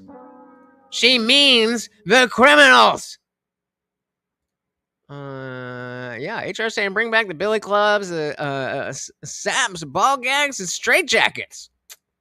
No Name says it's a played out convo, though. Every black girl that's taken social justice has said exactly the same shit. Well, I thought it was going in a different direction because of what she was saying about how she went through the use of force simulator, and it gave her a much different understanding of. She was saying, I used to be, one of these people. Oh, why don't you shoot him in the leg? And so it's like, okay, I'm here to listen. And then we got this. Actually, yeah. So we can kind of guess what she's going to say. More women are going to be emotionally intelligent, blah, blah, blah, blah, blah, blah, blah. What else we got here? Reality versus academy. Did we pass that yet? Okay, perfect. That's what we're looking for. Reality versus academy. And how in school I wrote a paper on police academy and how it is the way that it's created is already putting men at an advantage versus women. And my suggestion is to not change the fact that they have to jump over a fence or do X amount of pull-ups. My solution would be to expand, because there is more core specific activities that you are doing as a cop. Like think about tactically, like no one's kicking in doors. You're using a battering ram. You need core strength for that. Right. So if there are more core strength tests or endurance tests or pain tolerance, how does widening that standard include more people? Versus, I don't want to include more people. I want more people to. I don't want to change it so that more people fit in the box that needs to be changed. I want people to change so that they fit into the box. The box of you have these emotions, but you can handle them. That you can take, use these skills and implement them properly. There's a hungry dance. There's a hungry dance. Guys, come on. Morty is begging you. He is begging you. Look at that hungry dance. Oh, I'm so hungry. Please, please, please. Just 99 cents will feed me. Please. I don't want to expand the box so that we can get more people who don't fit in a position. I want to change the people to be able to better fit into the box. That should be the goal here, not the opposite. This is going like all these freaking women, like they can't do a pull-up, so we're supposed to adjust the standards for them. Do you have an argument against that? Supposed to lower. That's where we get all these fucking people that shouldn't be cops that are cops now, and they're a bunch of pussies and blah blah. And I'm like, yeah, what's wrong about that? Oh, look how fucking cute he is. Look how fucking cute he is. Verdes, come on. Somebody's got 99 cents. I know you ain't that broke. I know you ain't that broke. Get this motherfucker a treat. Fucking people that shouldn't be cops that are cops now, and they're a bunch of pussies and blah blah. And I'm like, adding more tests will level the playing field, and it's also going to kick out a lot. Why do we want to level the playing field? The playing field is what it is specifically to test the things that you need to get through the playing field. If we level the playing field, then anybody can get through, and then when the things that are tested in the playing field actually come up, that's how you get people dying. That's how you get people dying. Oh my goodness. Thank you, thank you, thank you. I couldn't take his begging. He's so cute. Morty, stop licking your ass and come get a treat. Morty boy. This motherfucker. See, that's how starved he is. I gotta eat my own shit. I gotta eat my own shit. But we got Jason and we got Adam with the $2 making you holla. All right, I don't know what he's up to. We're gonna leave that one right there. We're gonna leave that one right there. Morty! What the fuck is going on? Are you okay, Mort? Mort! I know you can hear me. Yeah, you, come here, look. Look, we got treats. Let's go. Yeah, come here. Jesus Christ on a motorbike. Let's go. There we go. You're holding up this show. Thank you, thank you, thank you. That one is from Adam, and we got another one from Jason. Thank you, thank you, thank you. So very, very much, guys. And of course, that means the party rages on. Thank you, gentlemen, so very, very much. Cannot tell you how much we appreciate that. Yeah, not a good way to sound articulate. You know what I mean? No Name said, more training, more tests, more liberal academia bullshit in policing. Like, can you do the thing? That's what we need to know. Can you do the thing? And because of the fact that we can't test the actual real situation until you're there, these simulators and these trainings, that's the best we got. So if you make it easier, then how does that help anyone except the criminals? Why do they love criminals so much? I don't get it. I don't want women out of policing. I want them out of politics, period. Like I said,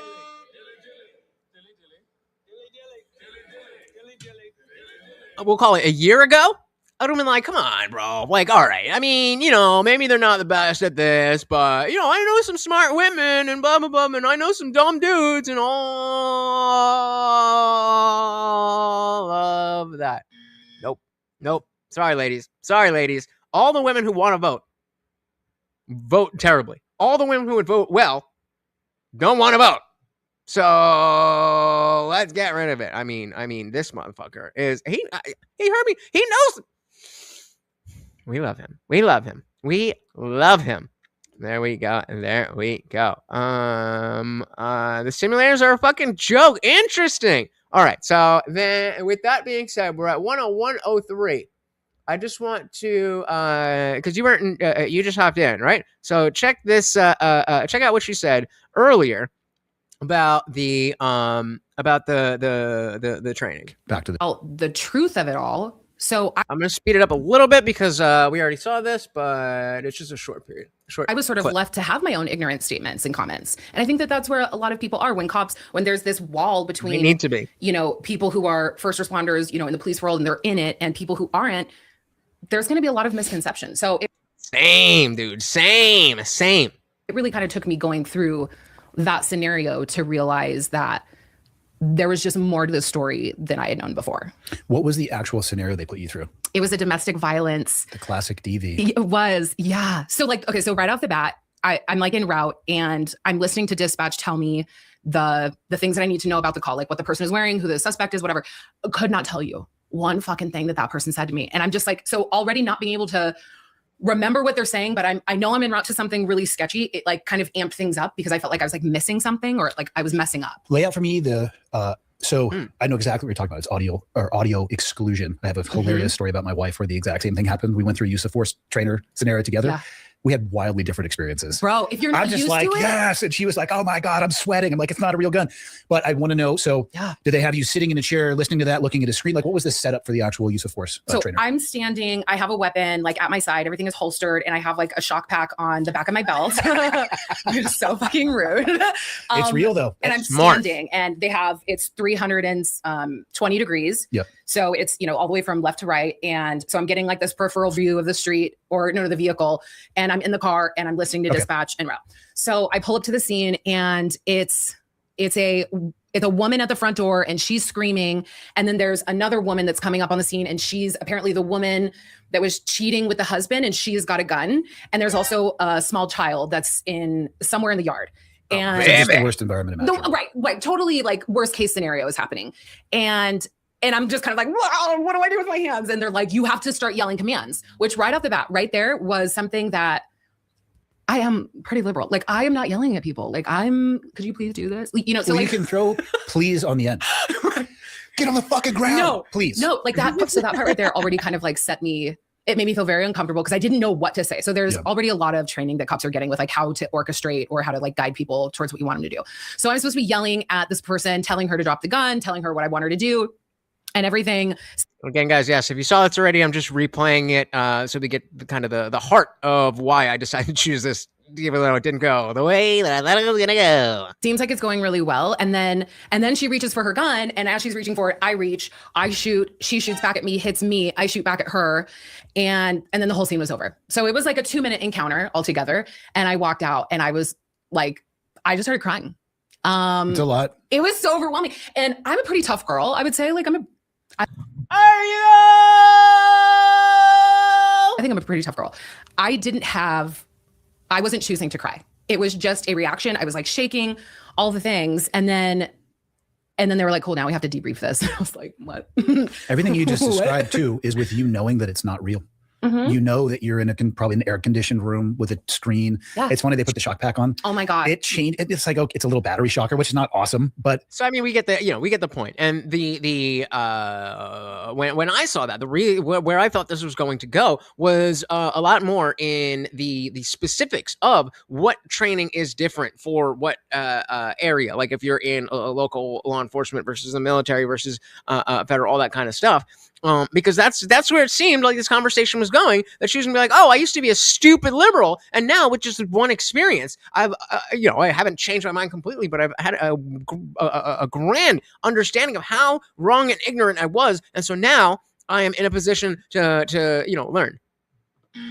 Nope. I did a thing, and now I know all of the things. I did a thing, and now I know all of the things. She loves a 1v1. Oh! Yep. So, that's how we got here. One-on-one. Solutions out there. But I do think that women bring this balance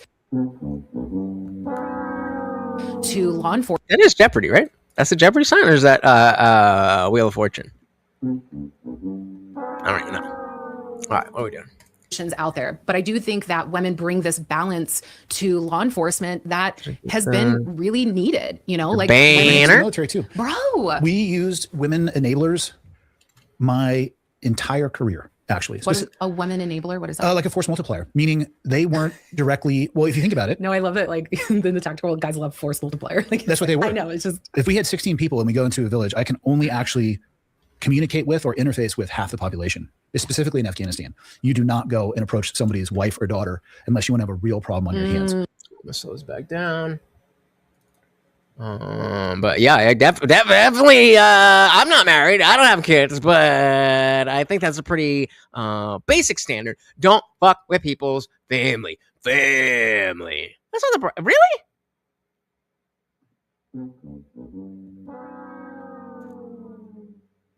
Are you sure? That's what I'm saying. I don't know. It's a smart idea on a DV. Don't show up alone. There you go. You already know it's two people, at least two people fighting, and you don't know if there is a weapon because you weren't fucking listening to the dispatcher.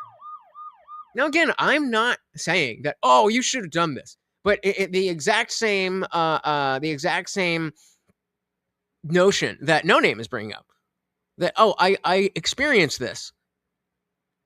I thought that was going to be a lot more about, oh, you, the person who has all these medals, the person who's been in the military, you tell me, this dumb girl who was in this circle because I'm selling knives to people. You tell me about the differences. I guess you get a lady and you just let her yap. I guess that's the goal in podcasting. How many views does this have? Actually, I want to see. I want to compare. So this one has almost 16K.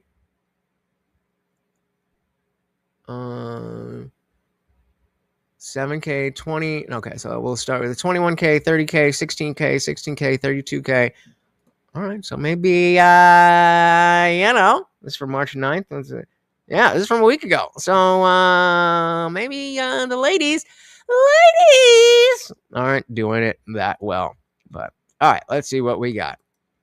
Communicate with or interface with half the population, specifically in Afghanistan. You do not go and approach somebody's wife or daughter unless you want to have a real problem on your hands. So how are you going to do that unless you bring a woman interpreter with you or a woman with you? And that's what I mean by a force multiplier is it allows us, I mean, I can deal with the men, but you want to watch people lose their shit. Yeah. Go start, trying to make entrance into a room, or especially if you realize you're not in the place. Military intelligence doesn't always work itself out, just so you know, spoiler alert. You don't say. Ma'am said, quote, we get women to talk to women in Iraq and Afghanistan, despite the fact that women are kept out of the loop on everything and not taught to shoot because if a woman kills you, no heaven. Brilliant work. Brilliant work. What would we do without it? And you still got to talk with the people. You still have to be able to write a report on what happened and all the paperwork that never makes any of the movies. Doing that by yourself doesn't work. Yeah. Some of the best intelligence operatives ever, women. And that's a real easy one. Send a dude into a bar to elicit information and a woman into a bar to solicit information. Equally trained, let me tell you who's going to come back with more info. And those are those are realities. Now, the guy's probably going to win a pull-up contest. So right. And so the notion isn't, oh, we want women to be denied opportunities. We just want people to understand the opportunity here is going to go better with a man. Unless we have a situation where we need to set up a honeypot, and then I don't hear any women complaining. Well, why can't a dude do it? Insane. Put it in the free chat. Let's see. God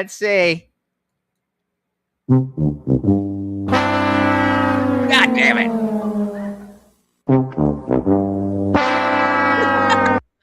All right. I did think it was, what did I say?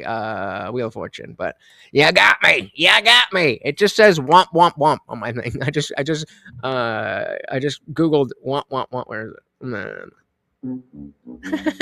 So that's all I know about it. Anyway.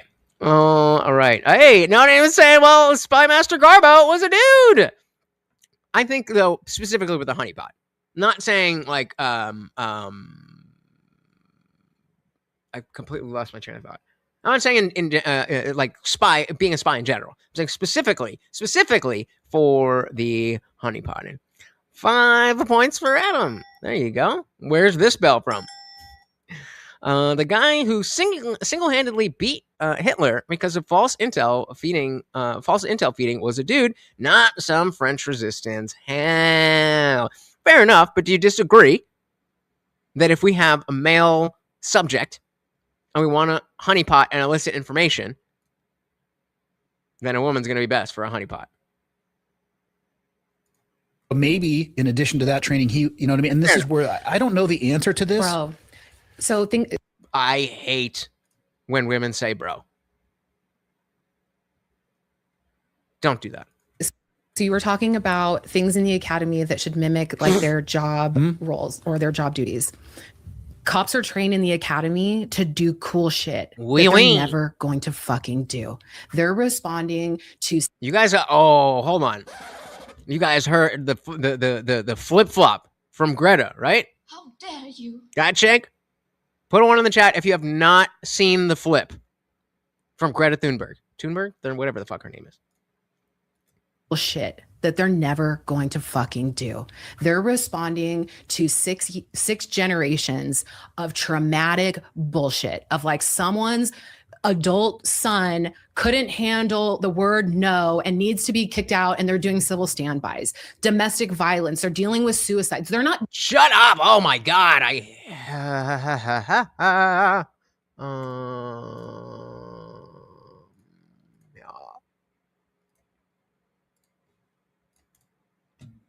How far we've come. Remember Greta Thunberg? Yeah, she's the activist who was like, yo, we have to stop fossil fuels. And she famously had that speech where she was like, we will not wait till 2030 or 2022. We want it now. She was saying, cut off all fossil fuels because we are going to go extinct because of climate change. Well, I'm going to assume you guys know who Greta Thunberg is. If not, at very least, you've heard the. How dare you? But that's friends. I've got this hilarious tweet from Daniel Turner because Greta Thunberg is now saying we must bring oil to Cuba. Let's go. What? Guys, the grifters, every single one of them, they're all lying. Everything is fake and gay. I just want, you know what to do? I want to bring back old school World of Warcraft and just order some chicken wings, sit in my room, turn a movie on, play video games because everything is fake. Everybody's a liar. I'm just so sick of everything. Guys, this lady, this insane person goes from climate change to Israel, play the fucking video. And now we get it. On my and now and Thunberg, I'm gonna play this video for you guys. I hope you enjoy it.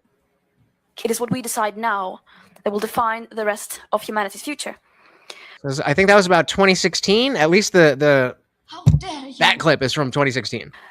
And whether we choose to do that or not, if we don't, it will be a death sentence to countless of people, and it is already a death sentence to countless of people living on the front lines of the climate crisis today. You must do it now! You must do it now! Now? We need to talk about what's happening in Cuba right now. As the Trump administration is waging illegitimate wars across the world, killing countless of people, it is also striking. I didn't realize I was doing the same face! Oh my God. Sorry, I just cracked myself up. Like, in case you missed it. We need to talk about what's happening in Cuba right now. As the Trump administration is waging illegitimate wars across the world, killing countless of people, it is also strangling the Cuban people, deliberately, methodically, and openly. The pedophile Trump himself bragged about it, saying, there's an embargo, there's no oil, there's no money, there's no anything. He said it like it was something to be proud of. There's no oil, there's no oil. Yo, this is the lady that said we should shut down all oil, all fossil fuels now. I'd just like to explain to you what would happen if we did that, because I am not here to lie. Get clicks. It'd kill. I think the estimates are like 60 million within 3 days. That's Greta Thunberg. Oh boy. Yeah.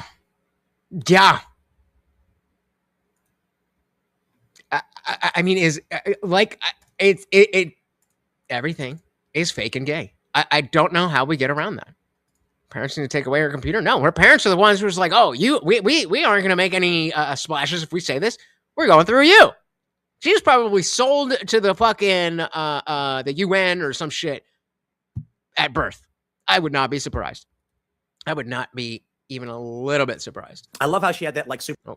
Be kicked out and they're doing civil standbys. Domestic violence, they're dealing with suicides. They're not dealing with like kicking in doors and jumping over walls. And sometimes, but that's not the average experience. That doesn't matter because you can't know when you are going to have an average experience. That is the entire fucking point. The entire point is that every single average experience can become unaverage. That is why you need to be ready in every single situation. I'm hoping this guy is going to give some pushback because now we're getting to the era. Well, you just send the social workers. Did you guys see the clip of that guy who got stabbed? The cop who got stabbed, and it was bad. It was a bad video. All right, legit trigger warning here. Like, this is bad. This is bad. You need to be, if you're a cop, you need to be ready for this at every single average interaction. Every single one. I've given you a legit trigger warning. The videos you're about to watch are horrendous. They're exceptionally difficult to see. I'm purposely not turning it up because you don't need to hear the spurting of blood more than you already do. If I were not required to release them under the Inspection of Public Records Act, I would not. One thing I want to say on the record is that Officer Hernandez did nothing wrong. It could have happened to any of us, including me. So, got typical stop. Somebody call and say, hey, there's something going on. I need an officer out here. And who was saying, with DV, you never want to be alone. I would say most situations, it's probably better not to be alone.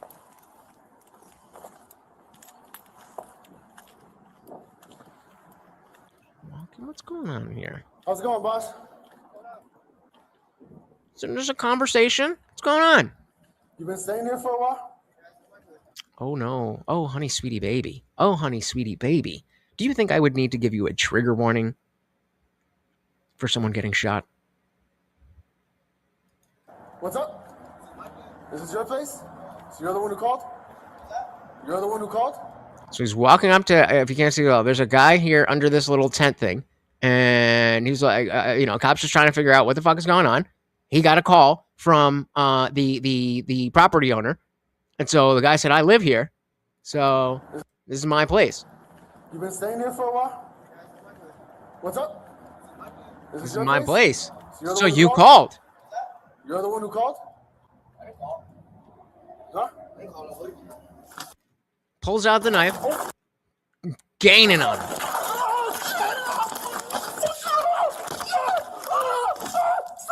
Every single fucking time. This can happen every single time. Any single time. The fuck are you? Huh? Fucking not even real, huh? You're not even real. Fuck you. Want to go down too, bitch? What? Yes, that is exactly what you hear, and that is why I didn't turn this up. And so even though another cop was behind him, what was that? Let's see, 128. He approaches 54 seconds, and by 128, or not even, so the shot's at 128. And then, so we approach here. We're at 58 seconds. Between 58 seconds and 1 minute. Stabbed.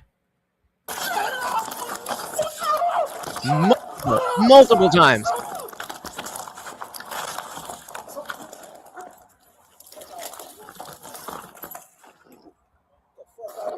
The fuck are you? Huh? Fucking not even real, huh? You're not even real. Good catch. Good fucking catch. Every single time. Every single time. And so, okay, I mean, we get the point there. But and again, this is coming from somebody who generally does not like police. I genuinely don't want to side with cops. I think it is an inherent thing that when regular human beings get power and the justification from the law, then that gets fucked up. If only there was a social worker. If only she showed up, then everybody would be fine. We just need to open the box a little bit more. We just need to level the playing field. No Name said, even for me, someone who trains weekly with a gun, a knife will win from the draw within 21 feet unless you know how to really shoot. Yep. And yeah, good catch. You never know. I don't disagree that a motherfucker like that needs a social worker.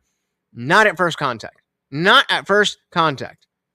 I'm talking to survive a knife attack at 21 feet. You have to know how to fast draw, close weaver stance, aim, and mag dump to have a chance.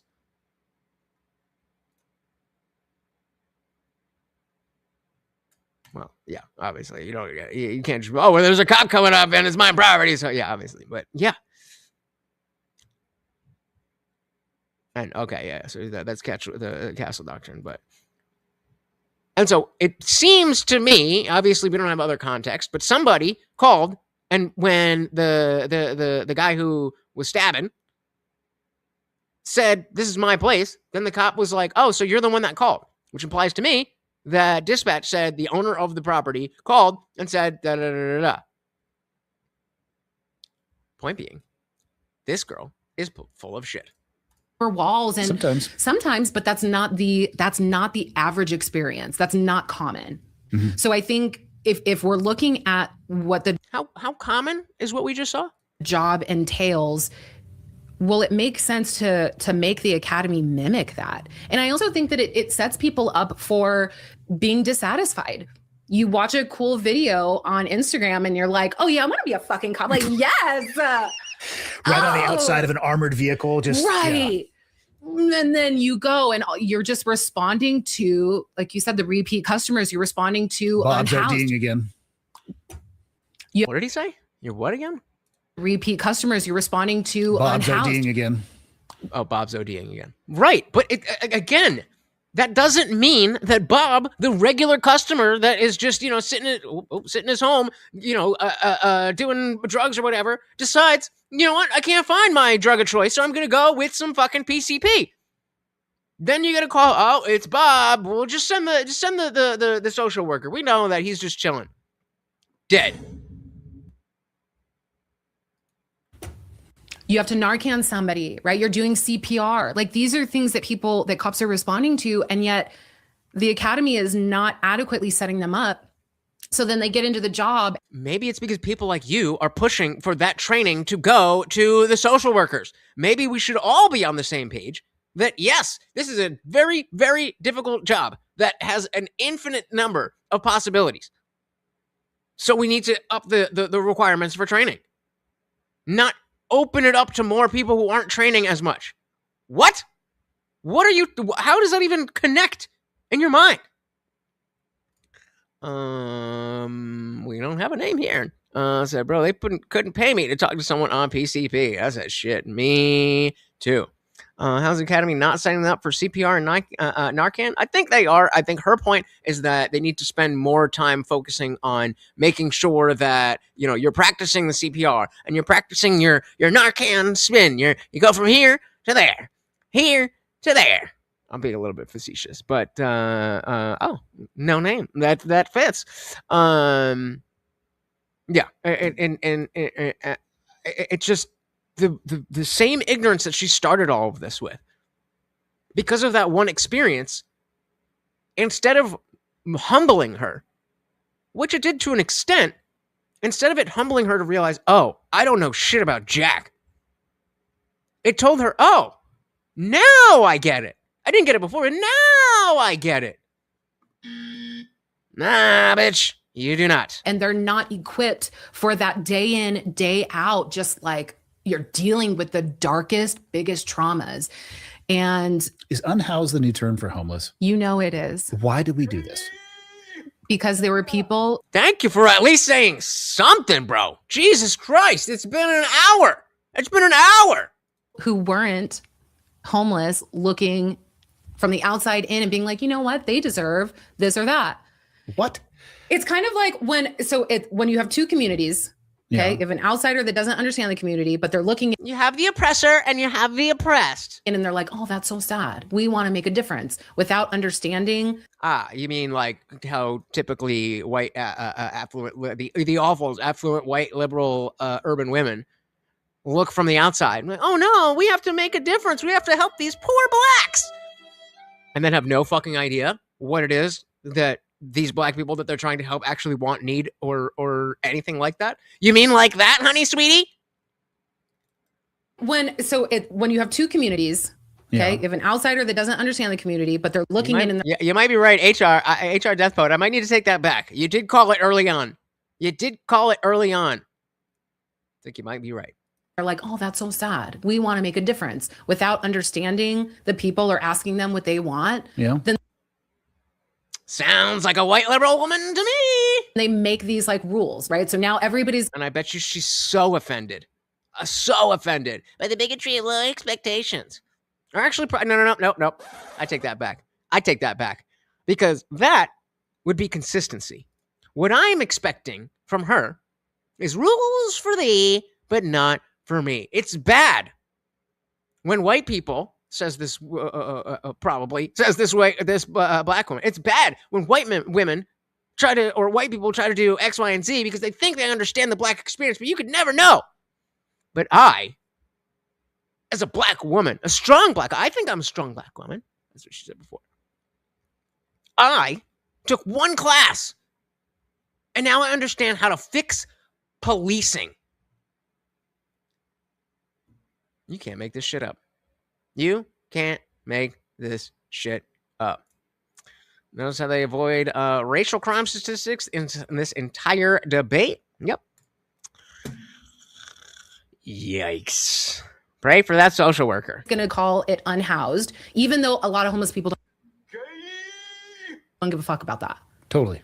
So it's just what makes people feel good. Yep. Shout out to I forget who Morty Vaughn is, but Morty Vaughn. I know how to fix cops because I'm married to one, and we got her. Here, I'll do this. Link. God damn it. 500 followers. Wow. CEO and founder of Attack Mobility, and most definitely that bitch. And this is her her cop husband. Super. I'm gonna leave it there. I don't know anything about him, but I know everything because I know things. Is anybody? Let me ask you this: is anybody frustrated? I think you're right. And again, that's why I apologize to Death Poet. Death Poet called it. Is anybody frustrated that I chose this instead of covering Nick Shirley in California? I mean, why do people get so wrapped up? But why do people get so wrapped up around the vibrations that come out of our vocal cords? It's like this. I mean, not if he's getting his dick wet. Optional outrage over shit that doesn't. I think that's the human experience because we want to matter, right? If I call you can matter and not get mad at somebody saying homeless versus unhoused. There we go. All right, growing a backbone. Let's go. Let's go. But you can also not get mad that someone's calling it unhoused. We all feel different. Don't get mad at either. I mean, be better than the vocal cords. It's just the human experience. Like we all want to feel like we belong, and we don't want to. And this is something that happens like even within the cop world, which is why. Going back to the tactical guys having like the feelings and like cops really do care about having a sense of belonging and feeling like they matter. Like them feeling like most of their trauma is coming from the inside and not the outside. That's about how leadership treats them. That's about being told that you're a family when really you're fucking not, when you're the last person to be thought of. Like that stuff is, it's all contributing to wellness. So, we'll cover it. Don't worry. Our perspective is we want to teach the science. We want to give people skills to deal with those emotions that come up because it's not always about, the potentially traumatic experiences. It's also. Yes, the fuck it is. Why is he not interrupting her and saying it is though? Because even though that's such a small amount or a small percentage of stops and interactions, it's large enough that it matters. And the discussion should not be on again, he should definitely be leading the conversation. I don't know. I'm very confused by this. I'm very confused by this. So about, your supervisor humiliates you in the middle of briefing and everybody's looking at you and you're the example of what the fuck not to do. And you've got this huge, like, knot in your throat or this lump in your throat. You've got to know how to breathe through that experience, not hold on to. Are you guys that familiar with Andy Stumpf? I've heard the name before, but I've never heard of this podcast. I've never heard of anything else that he's done, but yeah, no, I mean, how set up is this? It so it stays contained in your body. You go to a call and you snap back at somebody, or your wife calls you, or your husband calls you, and you say something fucking stupid. Well, yeah, that's what I'm saying. So I'm saying if she has 900 likes and she's up here, why is homeboy bringing her up here? And he said at the beginning, well, somebody said I should check out the Knife Girl, and so I checked you out, and it looked cool. I don't know. So here's what we'll do. We're at 240. How many people do we have over on Vertical? Okay, so I'm gonna force you guys to fucking do to put a 1 or 2 in the chat. So which would you prefer to which would you prefer? Meaning, what would you prefer the rest of this stream be? Continue with this chick, or check out Lutch's plan B. Let's put it that way. All right. Up to you guys. We're already at 240, so without any more donuts, we don't have too much time. But you tell me. Or your wife calls you, or your husband calls you, and you say something fucking stupid. Or, you don't know how to deal with not belonging, so you want to stick your dick in everything, and it shouldn't. There's so many ways that not belonging or not feeling. Guys, you gotta put the 1 or the 2. Type 1 or 2 in the chat. Type 1 or 2 in the chat. Safe, show up, and it's a big part of police culture. The insidious nature you're talking about, them worried about, the body armor is for their own admin. Yeah. That one is a little surprising to me. That sucks. Our most popular posts have to do with internal issues or leadership. You guys, 3 minutes. I'm not super familiar with how it works inside of law enforcement, at least in the world that I came from. And this wasn't always the case that the right people got the job, but they all grow from the same career field. It's an Excel spreadsheet. If you've been in the military this long, this is your pay, you're eligible for this. You know what I mean? You can kind of ladder up. Are these agencies, are they bringing people from outside of the agency, or are these homegrown people that have forgotten about where they came from? It's that. It's a combination of that, and then also laterals that come in from other agencies that potentially. That I could see that's a crazy disconnect. If you bring somebody in and they never walked a mile in your shoes and don't.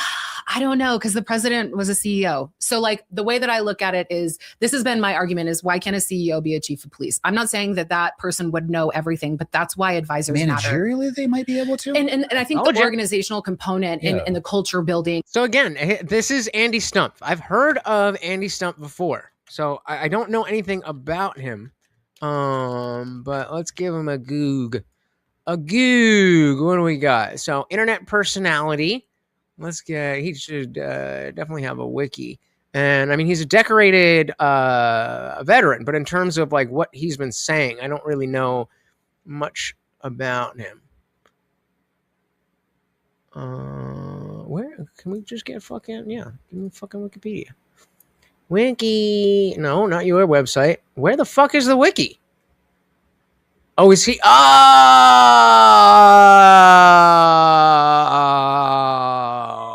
he's the Black Rifle Coffee guy. All of this makes so much more sense. Is she? That explains the studio. Now I want to know who told him to check her out. He said just a friend. A friend said, check this girl out on Instagram. That's what he said. But it seems you guys would prefer plan B. So give me a second here. That a CEO has versus a police chief is, the culture is woven into them, good and bad. I think they could manage it. I don't know how well they would do it leading it, because those are two very different things. But I think that's why advisors matter, right? Where you have somebody that is a part of your board that's influencing your decisions on things that you don't know, being able to execute a decision with plenty of information. Shut up. Why couldn't that go? Shut up. All right. So we have seen here that unfortunately she is not really going to give us what we're looking for. But you guys have been generous, even though we are coming up on 3 hours. I don't want to end on a bad note. So, guys, if you are on the vertical stream and you do not want to be, you can always go right into the description. There will be a link to the landscape stream. Now that we have the StreamYard polls, then you get to be into those. But I don't know if you guys aren't hearing them or clicking them, then I'm gonna just go back to doing only the good polls on the landscape side. So again, look at the pinned link. Always will be in the description. There we go. Does she have an OF? I mean, that's a Google I'm not gonna do, but go for it. Momo said this is why women don't belong in this type of shit. Yep. All right, so we're going to switch gears. And head to not the worst mayor in New York, but one of them. Or no, actually, wait, no, I take it back. Not the worst mayor, but maybe the most based one? I fucked that up. Let's go. We are hearing from a woman who says the mayor of a Long Island village made anti-LGBTQ remarks on one of her Instagram posts.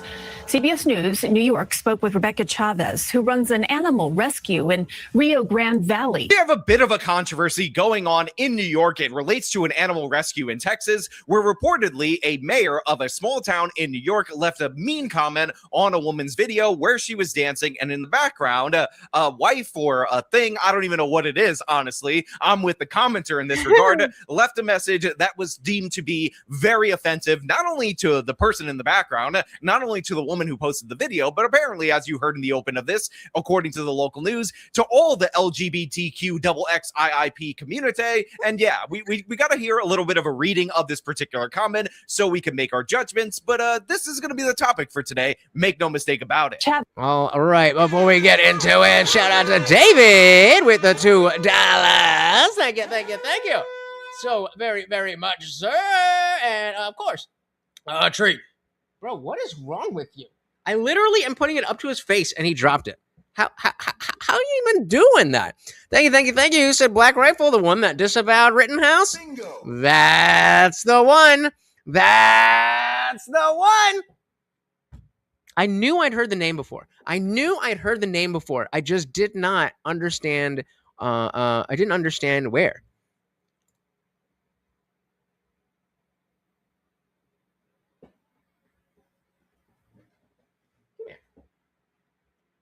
Can I see him out? You're okay. Does that hurt?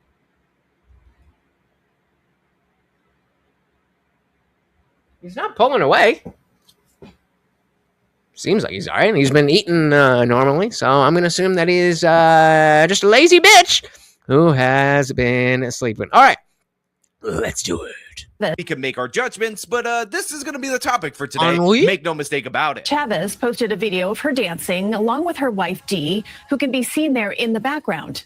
Well, a comment on the video read, "What's that thing in the background? A guy, a girl, some creature?" Look, I'm going to be perfectly honest with you guys out there in the audience. The comment was in fact funny. The comment was in fact hilarious, but it is a bit odd. It is a bit weird that the mayor of a town would be going on random Instagram videos and making such sharp criticisms, such sharp points of individuals like this. But yeah, when looking at this person, I can't tell if that's a vampire, a guy, or a girl, or whatever.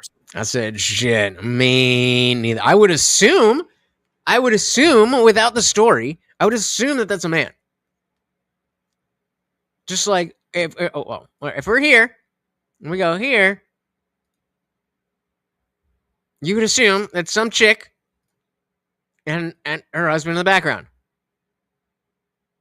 But so I understand the question. I understand the implication of the question. But of course, this has stirred up a whole mess of controversy in New York State. And I think it's important for us to talk about this today. But before we do, I want to thank everybody who tells me what's in my background over on actualjusticeword.com/join. Yup, a dude that's or a dog that's pretending to be a dude. Give me the money. What you talking about, Willis? What you talking about? Is that Morty's sister? How dare you? How dare you? Morty's sisters would be... Actually, I don't even know what they look like, but it wouldn't be that ugly. I don't know. I'm just talking shit. Morty's sister, I think that's what it is. I think that's what it is. Indeed. All right, we got to get the... you give me the money. Tells me what's in my background over on actualjusticeword.com/join. Oh, give me the money. Give me the money. Okay. When I found out who he was and I posted it and it gained the traction that it did. Who that? First, he commented and said, I wasn't talking about the person, I was talking about the dog in the background, which we know is a lie.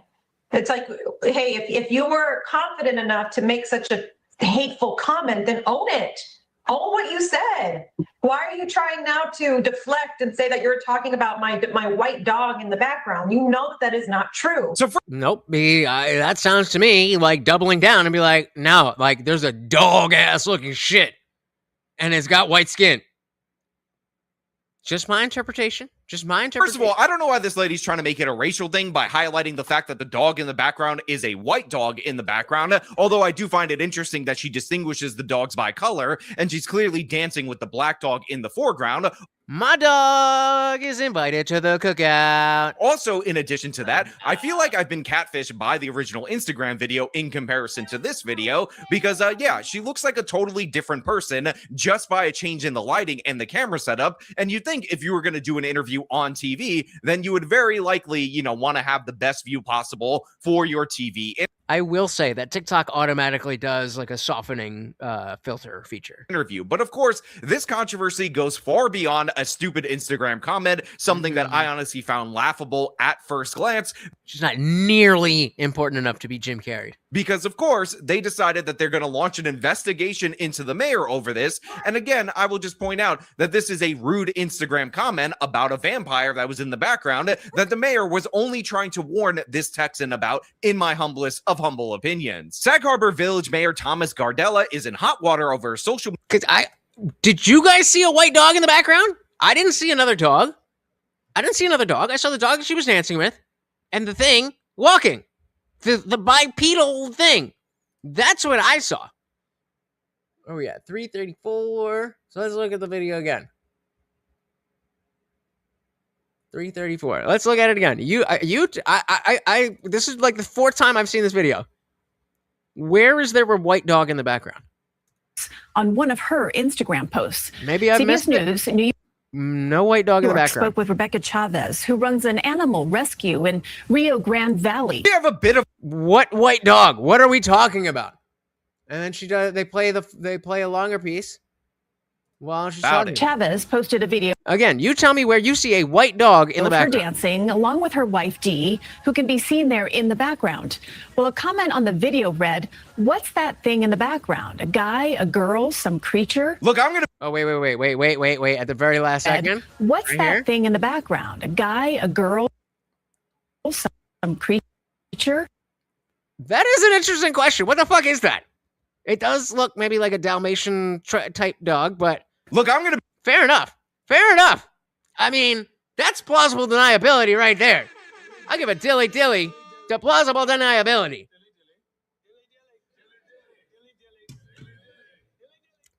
$10 says that chick has a penis. Bingo. Yup. HR said, guy with the white skeleton in his background dissing a chick with a white pooch.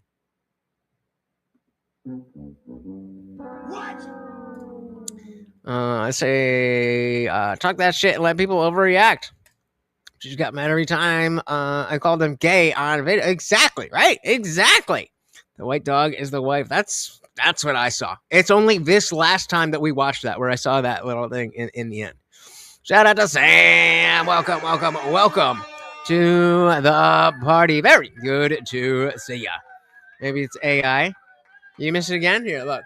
We'll go. Ed, what's It's in the very look right here. It comes from behind here. It's at the very end. that thing in the background? A guy, a girl? Right. So you can see the ear. Some creature. It looks like the ear here, and then the nose right here. Sure. And that's the end. Look, I'm going to be perfect. So that's it in real What's time. that thing in the background? A guy, a girl, some creature? Look, I'm going to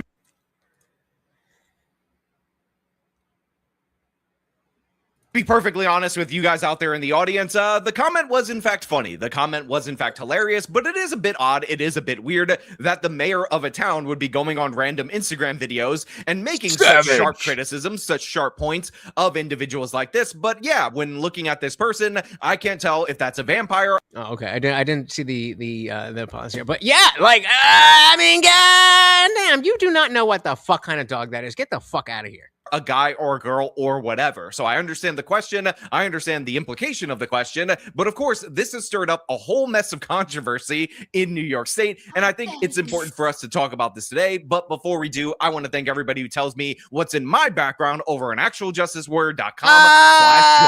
Give me the money. Give me the money. Okay.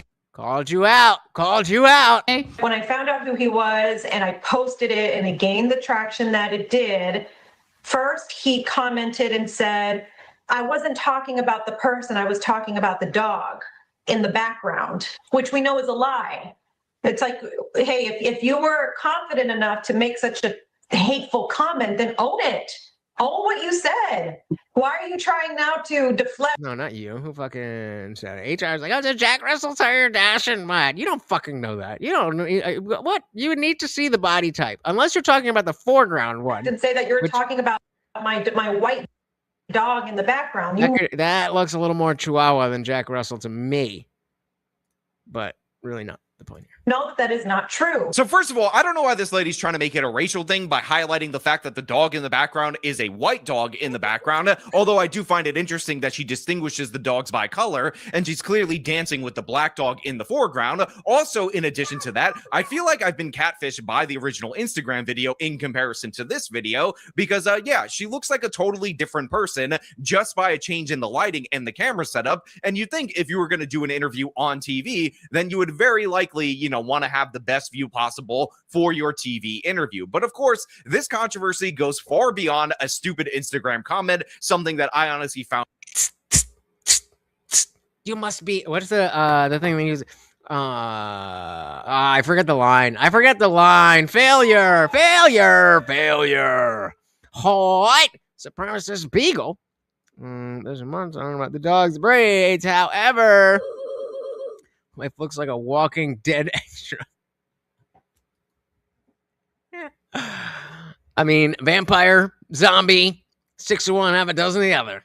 Laughable at first glance, because of course they decided that they're going to launch an investigation into the mayor over this. And again, I will just point out that this is a rude Instagram comment about a vampire that was in the background that the mayor was only trying to warn this Texan about, in my humblest of humble opinions. Sag Harbor Village Mayor Thomas Gardella is in hot water over a social media comment some say was insensitive to the LGBTQ community. At the village board's monthly meeting Tuesday night, Ed Hay, the deputy mayor, announced that the village will launch an investigation into the mayor's comments. Rebecca Chavez, who has an Instagram account out of Texas, on Monday reported the comments linked to the mayor's private Instagram account. Ms. Chavez had posted a reel with her wife, Deanna, who has short hair, dancing in the background. In the comments, it appears that Mr. Gardella commented from his private account, "What is that thing in the background? A guy or girl? Some creature?" ?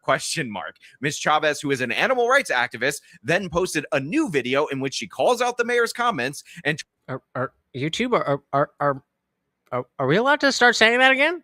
Because I've caught myself like 5 or 6 times. Is that allowed now?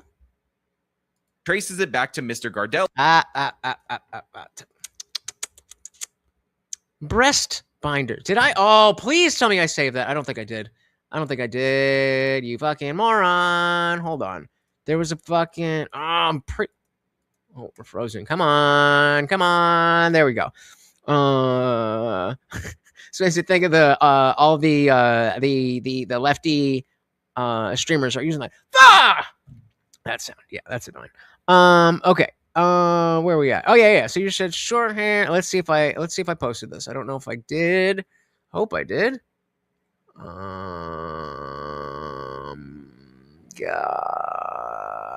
damn it! I did not.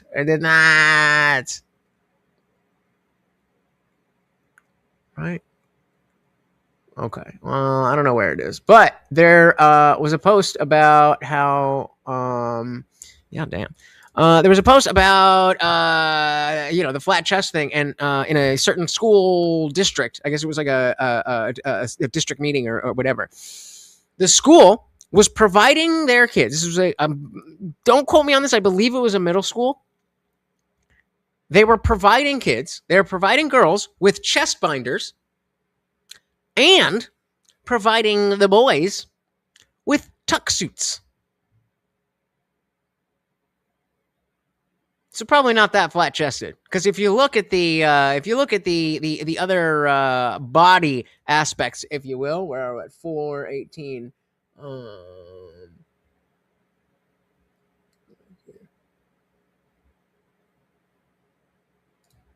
Whatever. So I understand the question. Oh, her fist is there. But I was gonna say that looks like very obviously women hips. And like some girls don't have big hips like that. So if you have those hips, then it is likely, not certain, that you got something going on. And if I had to bet whether this was natural or whether this was bound, I'd say bound. Oh, I'm sure it's more than that. 3 schools that we know about.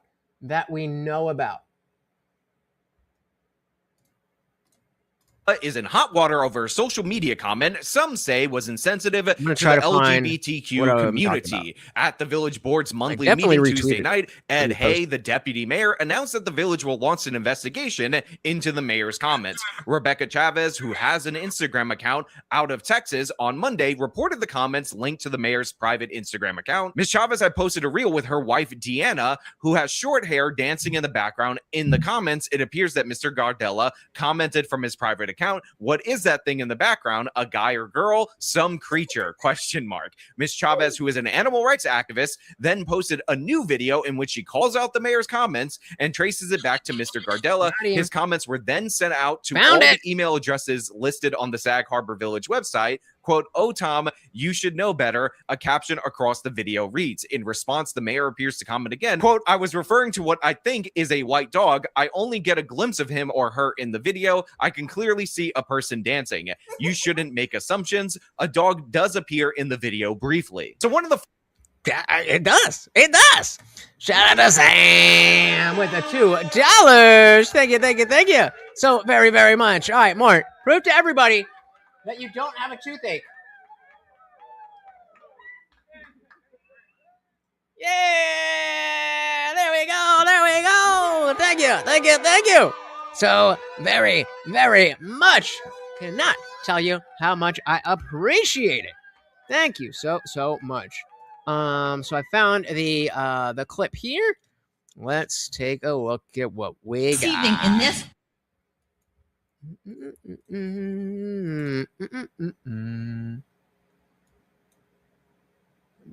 This evening. Jesus Christ. I hate the TikTok website. All right. In this county, if you're over 12 years old. 12 years old. So yes, I was correct. That is middle school. You can have a free breast binder. And just to give you an idea what this looks like when you put it on a child. A 12-year-old girl can get a free breast binder through Communicare, through this board, to flatten her breast so she can pretend to be a trans boy. These are given out free by this county. The penis tucking kits are available to boys 12 and over so they can take their penis and tuck it into their to give the appearance of being something other than a male.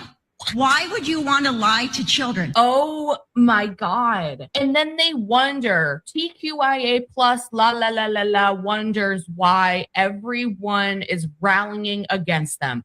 Case in point, right here. You're involving kids in this ideology. You're literally handing out breast binders and tucking kits. I mean, it's just that simple. It is so blatant. It is so obvious. But how dare you? How dare you make a little joke? I agree. Maybe if the mayor was genuinely, throwing a dig at the tranny in the back, okay, maybe that's not the nicest thing. And then funniest things about this particular story is that you realize that the controversy is nowhere near as widespread as the reporting of the controversy, because this article says that 60 people, 60 whole human beings, actually responded to that comment saying that this man is a homophobe. Talk about the Streisand effect. Talk about the Streisand effect. Shout out to Wonder Bucket. Welcome, welcome, welcome. I could buy and breast better than that. I guess that's a flex, maybe? I don't know. Welcome, welcome, welcome. We also got Heimdall. Welcome, welcome, welcome to the party. I did use it. Did you not? It didn't come through? I've been using that shit through this whole fucking thing. All human beings actually responded to that comment saying that this man is a homophobe and he should definitely apologize for his homophobia. And this is after this woman made a new video, ended up drawing additional attention to it, and of course actually emailed the video and the comments to every single email address available on the Sag Harbor website, again to maximize this in order to get the most amount of attention surrounding it. And still, you only had 60 people reply to this comment, although I will point out the comment is clearly and obviously, in my opinion, the mayor trying to cover his tracks in a hilarious way. Plausible deniability. Saying that he was actually talking about the white dog. So it turns out he brought up the race of the dog, which I find to be very questionable, rather than, actually the person that he was very likely talking about. Because you don't typically ask if a dog is a guy or a girl or some creature, honestly, if we're being perfectly fair about this. But yeah, he went in. And so I kind of do agree with the chick that, like, if you're going to say this, like, be like, yeah, I don't know what the fuck that is. I don't know if that's a man or a woman or humans or creatures or, it's something. This is what we're talking about. A mayor with a private account. I'll never understand people with ghost accounts on the internet.com secretly leaving sniping comments in the background of this. Yeah, but this is stupid because you understand what people are saying. When someone says you're homophobic, they're not implying that you have fear. Maybe it's a misuse of the word, sure. But you're not confused as to what they're saying. This is just like, well, technically. Does that help you? Has that ever helped you? Have you ever been like, well, technically, I'm not actually afraid of the gays? And they were like, oh, well, that's great. What does this do? You know what I mean? Like, it's fucking, yeah, I'm homophobic. I don't like. See, I was going to say it. Just own it. Particular page, which again is an animal rescue in Texas. I'm not even sure how he would have came across this, but apparently this is the primary main issue. And again, it's such an issue for Rebecca Chavez that she actually had to track down the original commenter, go after him, try to ruin his life in what appears to be an old school instance of cancel culture. And then he sent me a private message. Oh wait, okay, look. I'm gonna try. And then he sent me a private message. There's a moment between when her arm is covering her hips, I'm assuming it's a her, and then when the fist. Culture. And then he sent me. We're gonna slow this down. We're gonna slow it down. We're going forensic. A private message. God damn it! All right, one more time. So culture. And then he sent me a private message. Boom. So not as much as I thought, but you can clearly see this is a female frame. Even from here, you can tell that the hips are wider than the shoulders, and again, based on the fact that it's not flat. I'm guessing that those are some bound titties. Message saying, I'm sorry if I offended you. for my comment. I did not reply to him whatsoever. But what I did do was I sent an email to the deputy mayor and one of the other board of trustees. Now, look, I know I commented on this before, and usually on this channel, we only make positive comments about people's appearances because here on the actual Justice Warrior channel, we like to uplift rather than... Okay, so then my question stands, Wonderbucket. I'm not confused by what you said. I gave you a question. How has this ever helped you? How has this ever helped you? Or I guess that was to Heimdall, but in general, how has this ever helped you in any scenario where someone's saying, "Oh, you're homophobic," and you say that, "Well, phobia is an irrational fear of something, and I'm not irrationally fearing that, or I'm not scared." What happened next? That this is such an important semantic thing to get hung up on. I agree with you. Phobia is fear, irrational fear. And nobody's scared of them. But language is what language does. That is why literally means figuratively. So again, the question is, why are we spending time? Well, actually, we don't like gays. If you don't like gays, just say you don't like gays. It's cool to not like people. I don't really have a specific negative thing towards somebody because of the fact that they're gay. If they're super LGBT'd out, then that's a different story. But the fact that you like other dudes is completely irrelevant to me on its face. So if you feel differently, that's cool. I don't give a shit. But I don't understand well, actually, how is that helping you? Well, it might help in a way if you point out to them that they are bigoted for criticizing a mental condition, turn the tables on them. So now we're just talking shit, right? Oh, yeah? And so they've always... So when you've said that, they've been like, wow, you're right. I apologize for calling you homophobic. That's what happened, Heimdall?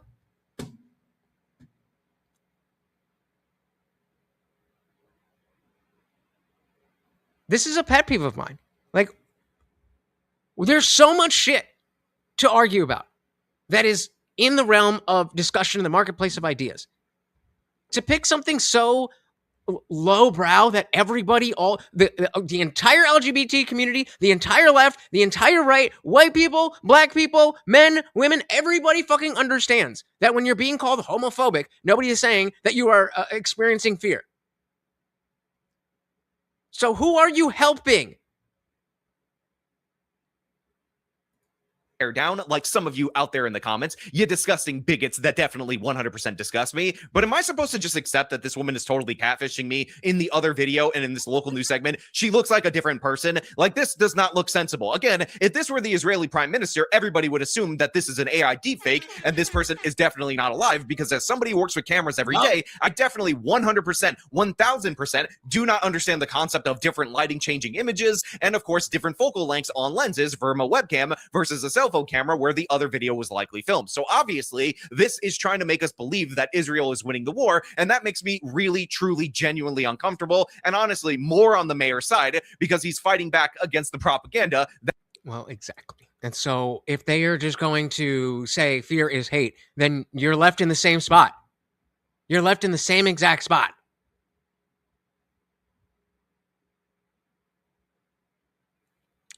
Shout out to Trey Williams with the $2 pay or cash app. Thank you so very, very much. And of course, a treat for the little dog. I'm big dog, he's little dog. Thank you. And welcome to the party. We were talking to talking with this lady who was super liberal and was not under, she was one of these, why don't you shoot him in the leg people? And then she went through one force simulator thingy, and she was like, oh wow, I was totally wrong. But now, because I went through that, I know everything. So I'm going to sit down with a SEAL Team 6 dude and tell him how policing should be done. So we switched over to this. Welcome. Oh, goddamn. Adam's been a member for 4 months already? Holy shit. Thank you. Doesn't add to the stream goal, but a very, very big thank you to all of the disciples. Adam said, as a normal gay, I always appreciate your takes. My pleasure, sir. And like, it's, I didn't even remember or know. Did I ever know that? I don't know. My point is that this is why it is important to base our ideas on principle and not on feelings. That's why we say the left, they have no principles, just positions. If you base everything on your principles, then you might not have the right answer all the time, but at least you have a through line as to it works in every other area. So if it doesn't work here, then there has to be an exigent reason. If 2 + 2 = 4 here, then 2 + 2 is going to equal 4 everywhere. And if it doesn't, then there's going to be a specific reason. And it's not just going to randomly not be that. And so if you're a normal gay and you're not, out looking, trying to look like you're fucking dudes in the street because it's pride, then that, I don't give a fuck about it. To be honest, I don't even care if you're like, oh, Alex, you're so cute. As long as you're not like being, untoward, I don't give a shit. I don't get that much fucking attention from people. I'll take a compliment. But that's it. And exactly, Sam. Who gives a shit if they called you homophobic? Just say, thanks for noticing. Now get the fuck away from me. Bingo. Engaging on, well, technically, that is gay. David said, might help etymologists, I guess, so they don't have to change the dictionary. Well, we've already lost that battle. We've already lost that battle. Right? 4 months. Yeah. Damn. But as I always tell you guys, we are much closer to the beginning than we are to the end. So stick around. I've got so much more. What am I going to say? I'm just saying the left will give everyone a pass for any given phobia unless it's homophobia and transphobia. Right. So you trying to engage on the level, they, like I said, they know. They know. They're not unaware that you're like, I'm scared. They don't think that. They are specifically using these words because they want to bring you into the conversation. Well, I'm not phobic. I just don't like them. That is specifically what they are trying to do. You are playing their game. And I mean, any debate or anything, maintaining the frame of the conversation, driving the conversation, that is how you win. If you're on your back foot, whoa, I'm not actually. That's not how you win anything. Let's dive back in, yeah. And honestly, more on the mayor's side because he's fighting back against the propaganda that we are being spoon-fed by this government. Again, no. Gays money is absolutely equal to straights money. At least it is here. Definitely, 100%. These jokes will not age out the moment or 2 weeks from the moment I publish this video. I want to apologize for my comment. I also would like to apologize. Do you know? Apologize for my many friends in the LGBT community who feel disappointed in me.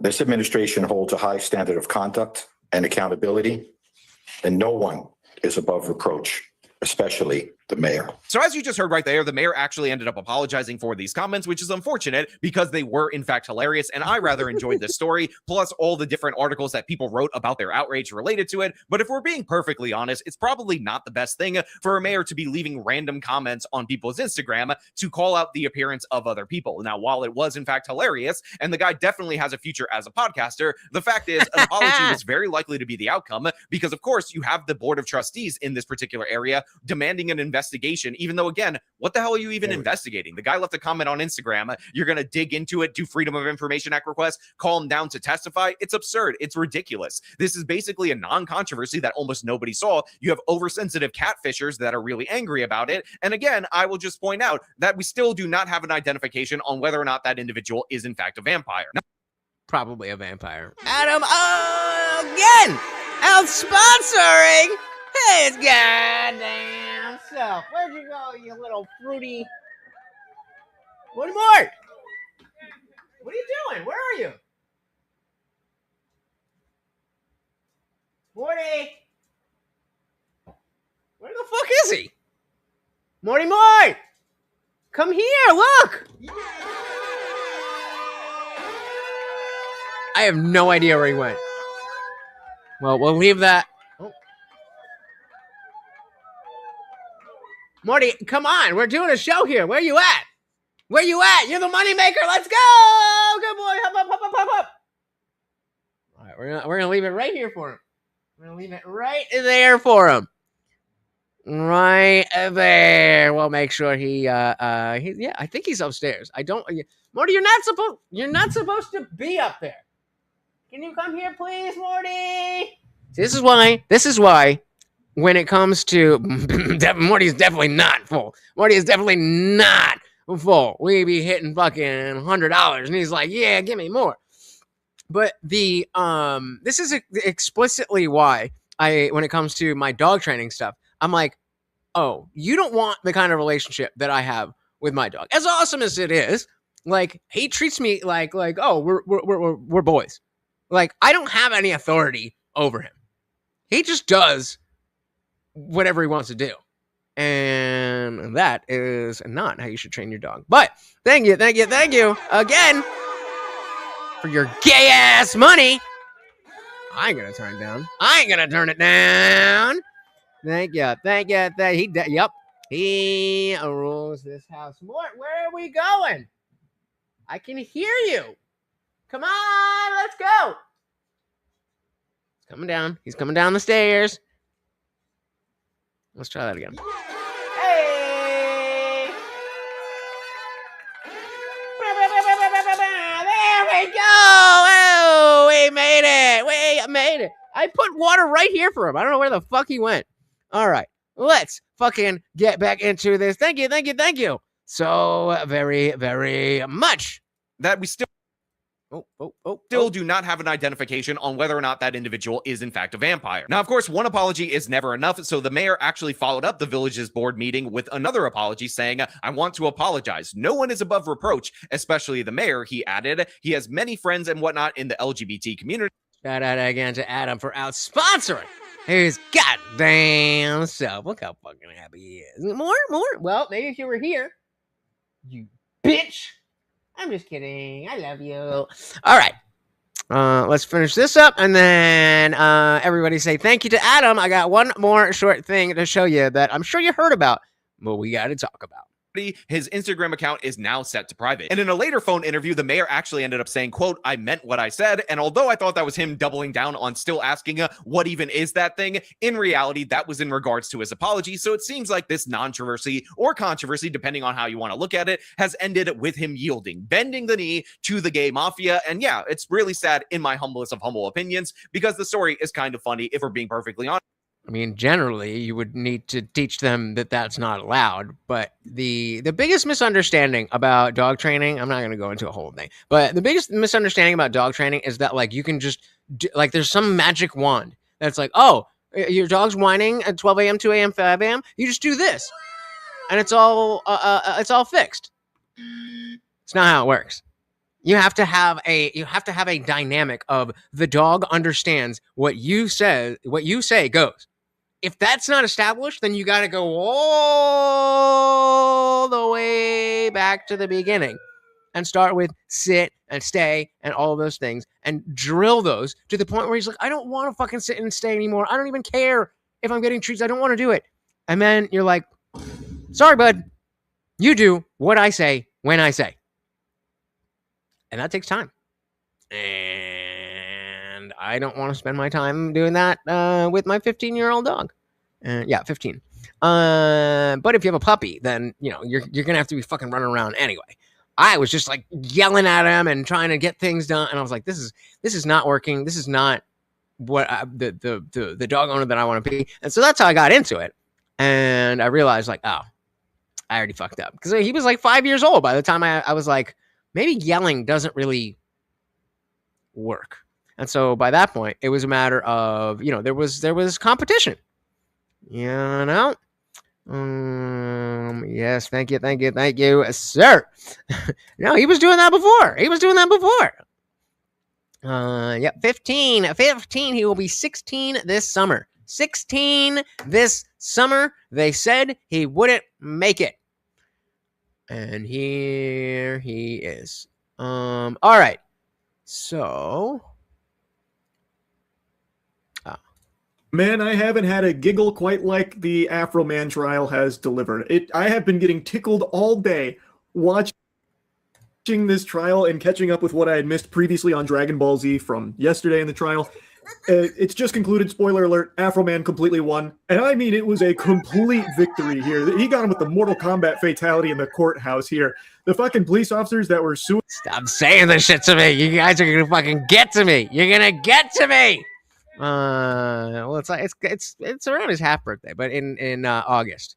But I wish that we had more things like this. I wish we had more things like this. I don't know anyone, and that includes like scrolling through TikTok and X and all that. I don't know anybody who's like, oh, those cops, though they were in the right. Afro-Man shouldn't have done this, that, or the other. We need more pop culture so that we're not constantly fighting about politics. Morty is so much livelier than Kaya's ever. Oh! And yeah, that's why yeah, now you're fucking here. All right, I'll reinforce. Positive reinforcement. You're like, oh, that means me? Yeah, fuck. But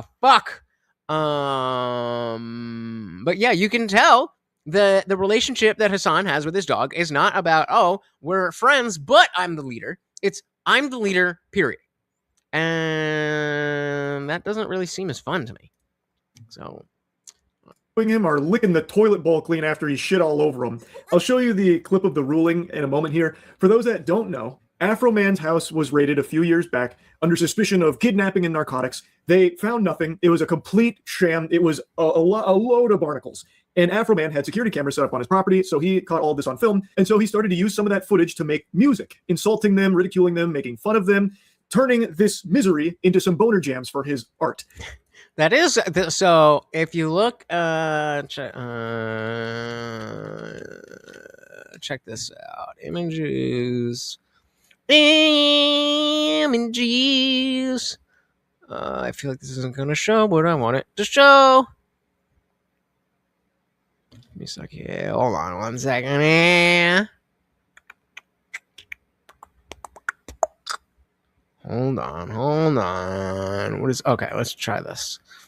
Open image. I knew it was gonna be this janky, but so I use Gentle Giants food, and they don't do like, they don't have like marketing to make their bag look all nice and have a logo and everything. They just plaster everything with this dog lived to 20 years old, this dog to 14 and 20 and 7 26 years old and all that. So I mean, they did say 6 to 12 months like 18 months ago. So maybe. But I've already told my parents that if for some reason I pass away before he does, which I sure as shit hope that does not happen. I'll go right after. I don't care. I don't want. But he has to see my dead body. He has to see my dead body because dogs can understand what death is. But if I, let's say, knock on wood, I get in a car accident or something and I never come back here, he will naturally think that I just fucking left. And I can't handle that. So I was like, I don't care if my fucking brain is, my head is split open. You take that dog and you put him on my body so he understands that I didn't fucking leave him here. I would never do that. Never. Turning this misery into some boner jams for his art.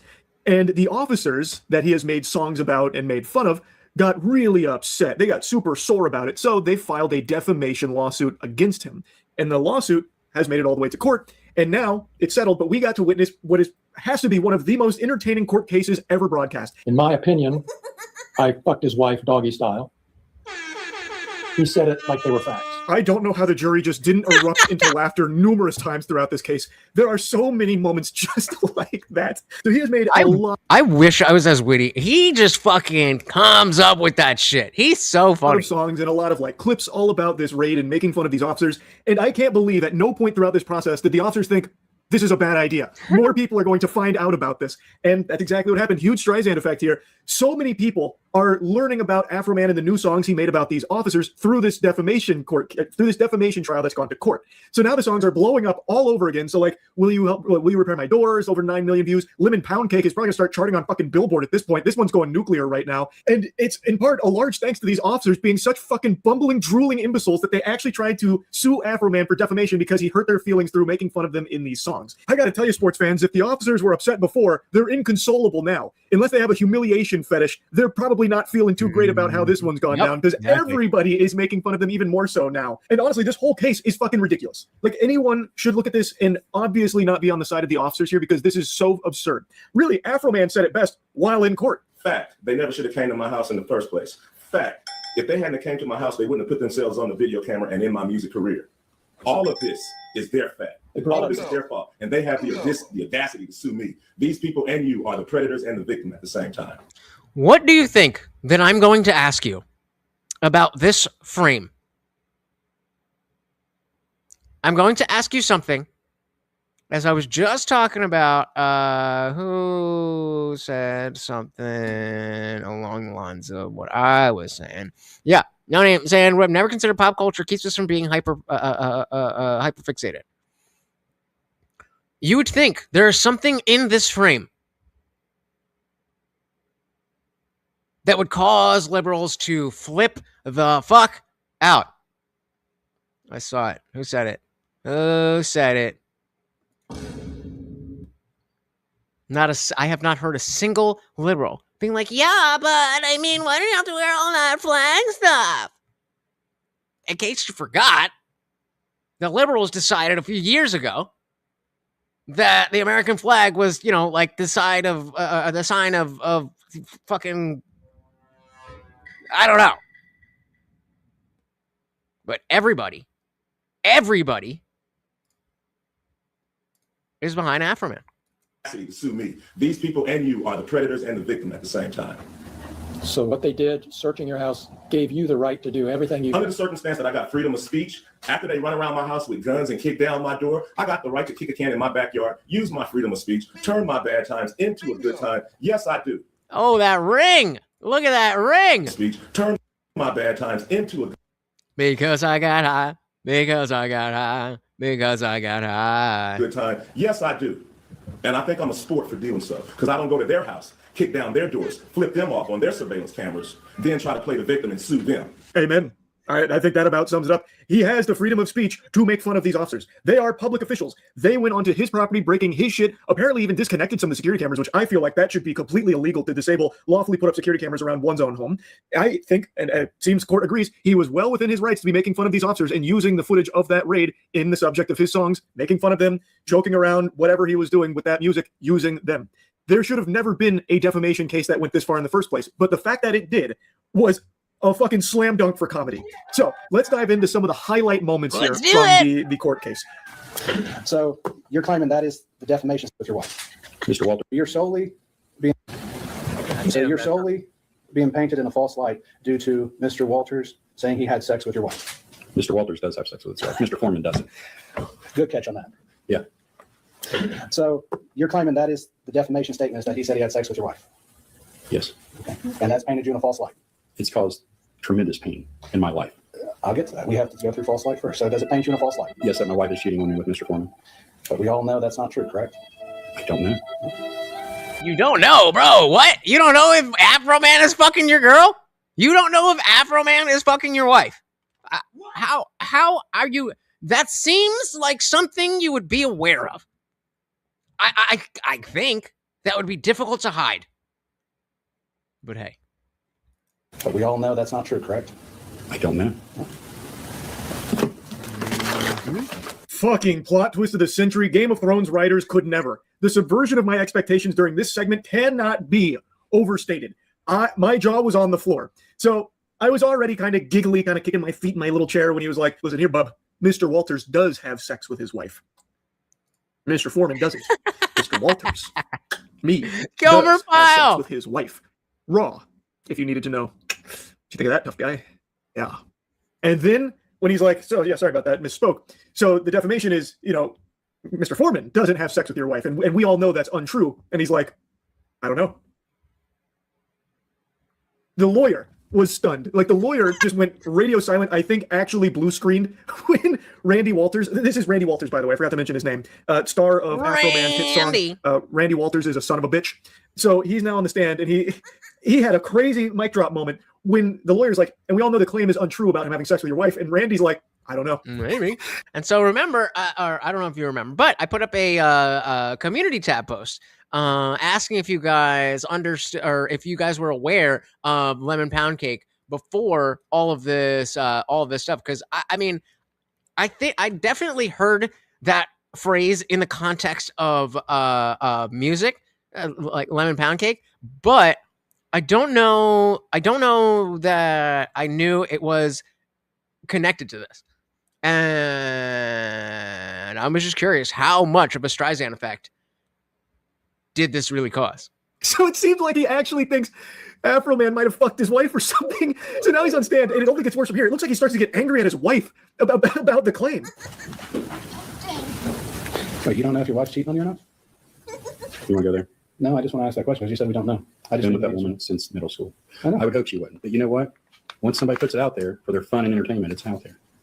So you think because let me get this straight, Randy, you think that because someone said, "My wife," that your wife, who you've been with since middle school, you're like, I never thought about fucking a celebrity, and then is gonna go fuck a celebrity, and you not know it.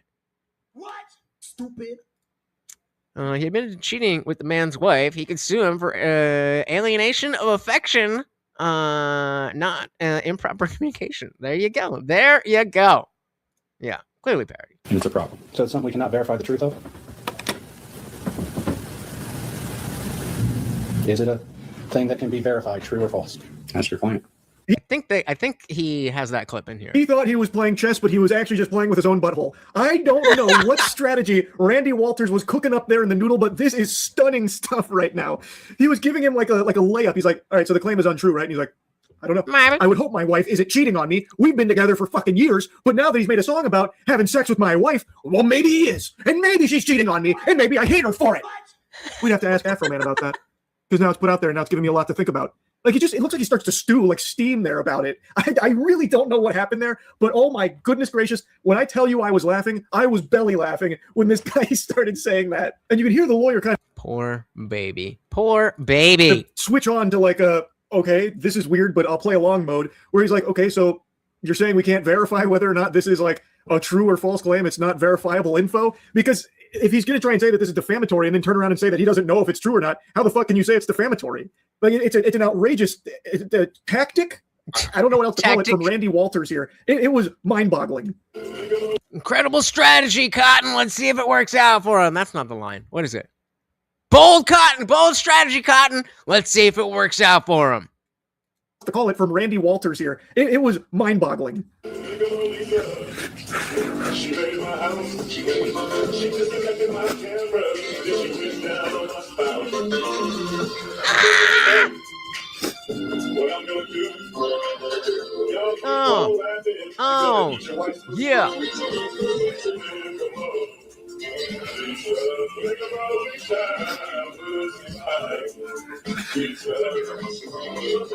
As you can probably gather from the song here, this is an officer involved in the raid. Her name is Lisa. According to Afro Man, she even disconnected one of his surveillance cameras. I bet she's really regretting not bringing a fucking EMP device there to blow them all out, so that way, the songs never got made. But here she is taking the stand in court, and boy howdy. So they're playing the Lick 'em Low Lisa song, which is one of Afro Man's tracks dedicated to her. He made songs for like every single officer in the raid. So they're playing her song, her ballad, and she starts crying during it. And they play the whole song. Oh my God. Imagine it. So maybe Randy's wife got pissed at him and told Randy Afro Man put that BBC down on her. what if this actually did happen between the time of the raid and the time of the trial? So he's like, I'm suing you for defamation. And then eventually it's like, honey, I've got bad news. That would be hilarious. He starts crying during it. And they play the whole song as she is like, tearing up. I don't think they're legitimate tears. I think these are crocodile tears designed to try and garner sympathy from the jury. Like, oh, look at the toll this has taken on her. So I think that's a little bit of acting there. And trust me, I know acting when I see it. I don't like to usually bring this up all that often, but I actually started in the Hunger Games Mockingjay Part 1 as District 8 hospital helper. Not a big deal. I don't really think about it that much anymore. Point is, I know when someone is playing a character. And right now she's playing the sobbing, traumatized officer who is being unjustly made fun of in a song, a very silly track. Like, it's ridiculous.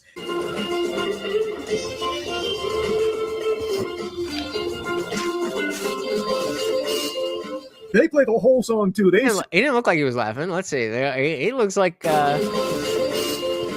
play the whole. I mean, he might be vibing, but he wasn't laughing. Whole song too. They sit her right there like it's a fucking Fine Bros React segment, and they make her listen and watch the entire thing. I don't understand why, to be honest with you. I feel like you probably could have just played like the first minute, maybe minute. Hey, it's evidence, all right? This is no game. This is evidence. Why am I there? Hold on. Sorry. Give me a second here. I'm like, I feel like I'm shifted, right? I should be here. I'm here. Okay, sorry. And a half, and I think the message gets across. It's a song making fun of her, talking about like how Lisa eats a lot of pussy and, not taking her job all that seriously. I feel like you probably don't need to play out the whole song, but the fact that they did is comedic gold. So the cameraman even pulls off it there for a little bit just to show like the whole scene in the courtroom. Oh, this is the best part. This is the best part, and I cannot think of a better way to go from here to the after party than this. And I'm very curious what the jury was doing. Like maybe they were stomping their feet and snapping their fingers to the track because it kind of makes you want to groove a little bit. It's got just like a real like classic feel to it. And then it pans to Afro Man.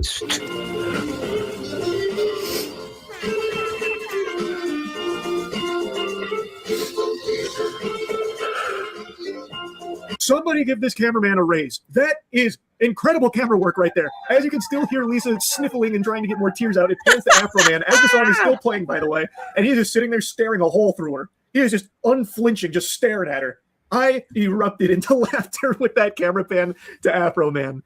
And now it doesn't stop there. As she's still on the stage, there's more, baby. There is more. Yeah, he's having a good time. He knows what's good. He knows that he ain't got shit to worry about. He ain't got shit to worry about.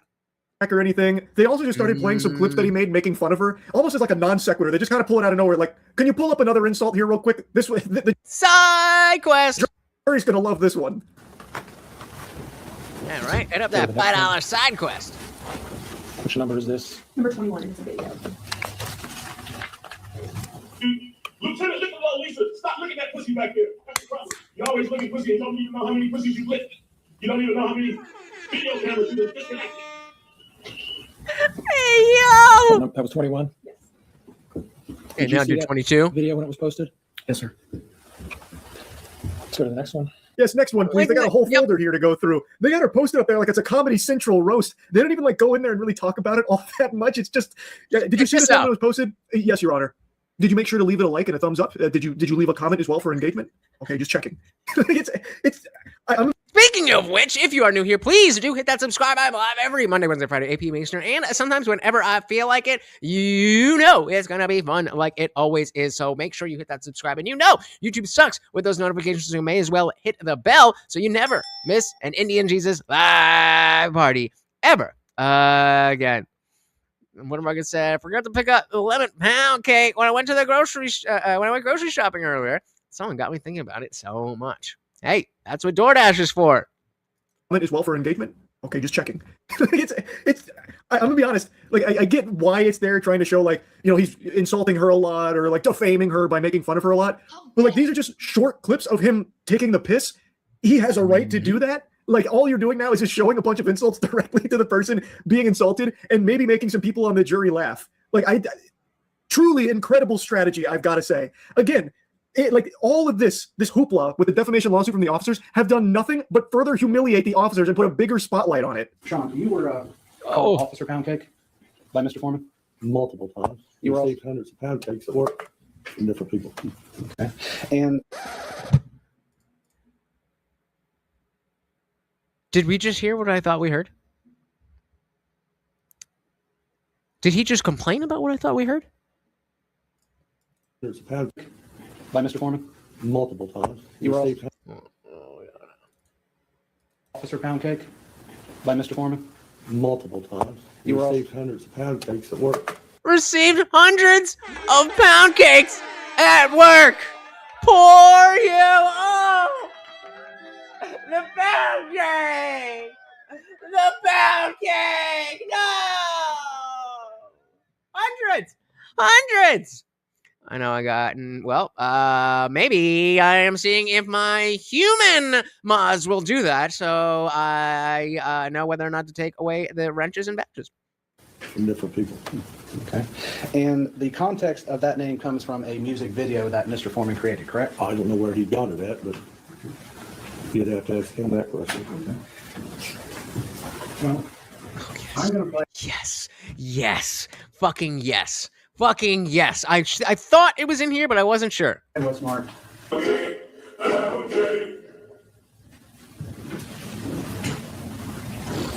no?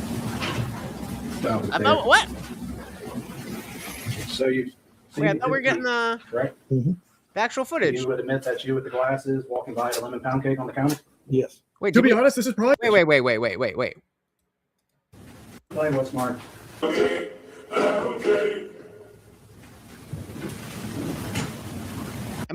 I'm gonna guess they skipped it. I'm very confused. I just wanted to see the picture of him. Over there. So you've seen Exhibit D, right? Mm-hmm. You would admit that you with the glasses walking by a lemon pound cake on the counter? Yes. To be honest, this is probably the best promo any artist could ever hope for. They played like. Let me just see. One of the things that. Nope. Like all of his greatest hits here from this whole saga directly to the people he was making fun of, and left in all of the links and the promo and the calls to action pushing to Afro Man's socials.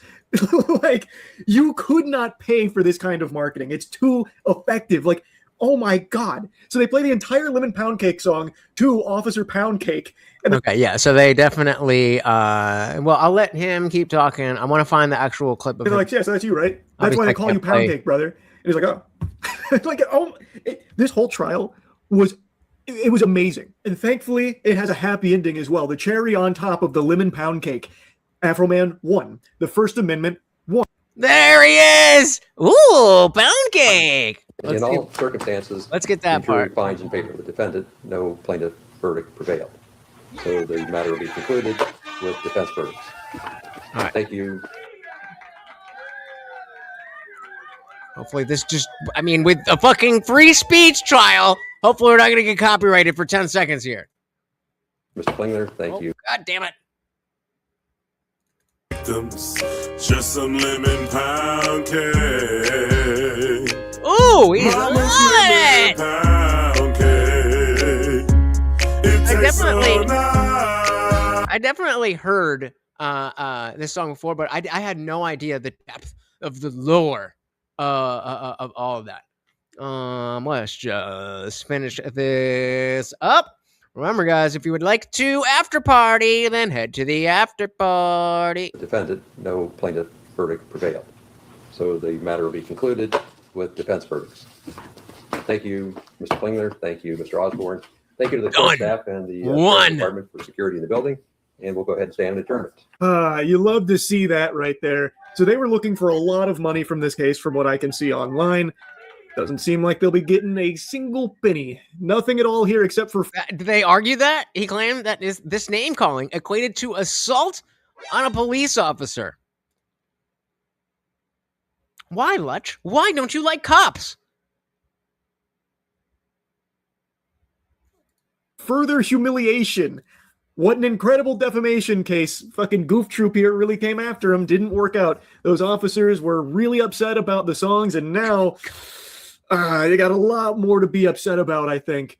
I had to talk about this. This shit had me laughing hard today. So anyway, That's really about it. Oh, your guy claimed that. Sorry, I was reading these out of order. I thought you were saying that they said that your guy, Samson. I had a cop testify that I called him Officer Cockneck in court once. It's true. I did call him that. He was a belligerent asshole that rubbed me up and big veins were popping out his neck. Hence the name Officer Cockneck. He claimed this name calling equated to assault on a police officer. Didn't stick. The jury laughed about it. You got more laughs than lemon pound cake. I mean... Respect. Respect. All right, we got like a second here. What do we got? Do we? This shit had me laughing hard today. So anyway, that's really about it. All right. My goodness. Thank you guys so very, very much for sticking with me, even though that lady didn't really give us what we wanted. But to bring it all together,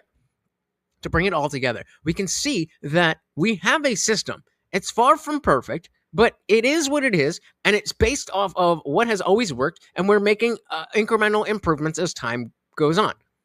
You get people like the fucking chick that we were talking with, and she is under the impression that, well, I read a book once, so if we just do this, then all policing will be fixed.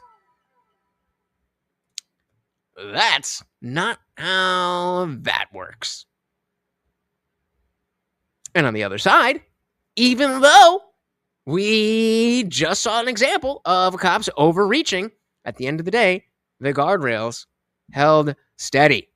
So let's give a big shout out to all of the donations.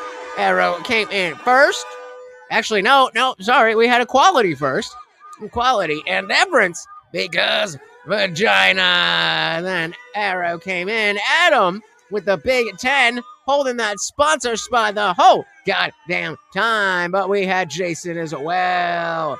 Adam again. Thank you, David. Thank you, Sam. And again, a member for 4 whole months. Guys, thank you so very, very much. I know that you could be spending your time doing anything else in the world, and yet here you are hanging out with me and the Overlord. Look at him. Had a fantastic time. We love hanging out with you guys. We love the conversation. And like I said, please join the Discord, especially if you're a member. It is free for everybody to join, but there's extras if you have members. And we know that our boy Funkmaster General and Brox too loves to drop those gifted memberships. So you might get some freebies just by being in there. And like I said, this isn't about just me trying to find some way to entertain you, to get some money, and to move on with my life. We are building something that I think is real. Maybe I'm wrong. I don't have a crystal ball, but I'm pretty goddamn sure that I have some good points. And the points that, maybe aren't as perfect, I'm going to find somebody who's like, oh, I'm going to set you right. And then I will take over the world. Okay, maybe not that far. But give me one person in the world on YouTube that is into the chat as I am. Nobody. Number 1, guys. Thank you again so very, very much. Once again, we have the Overlord Morty, and I have been your host, Lutch. Oh wait, let's give a good. So again, I have the second skin on, so that's why it looks all wrinkly. How do we do this? But yeah, I think now that I see it, I think I do want a little bit more shading. I want it to be a little bit more obvious that it's Trump. And then I'll probably do some black and gray shading on the body, and then in the head, so that it's more clear, some yellow in the hair and some orange on the face. We got our little bowl here and our little lotus flower, and you guys picked it. So thank you so very, very much. You cannot tell me I am not dedicated to you. You cannot tell me. Oh, is that work? No. You cannot tell me I'm not dedicated to the cause. I inked myself forever for you guys. All I ask, you like, share, subscribe, all that good stuff. Join the Discord, and if you got some extra shekels, throw them my way, because that shit ain't cheap. And I just spent a fucking $750 to get my car fixed, and it's still giving error messages. So, whatever you can do to help would be amazing, guys. Thank you so very, very much. Once again, we've got Morty the Overlord. I have been your host, Lutch, a.k.a. the Indian Jesus, here to resurrect the second coming of Common Sense. Until next time, we are out of here. Peace.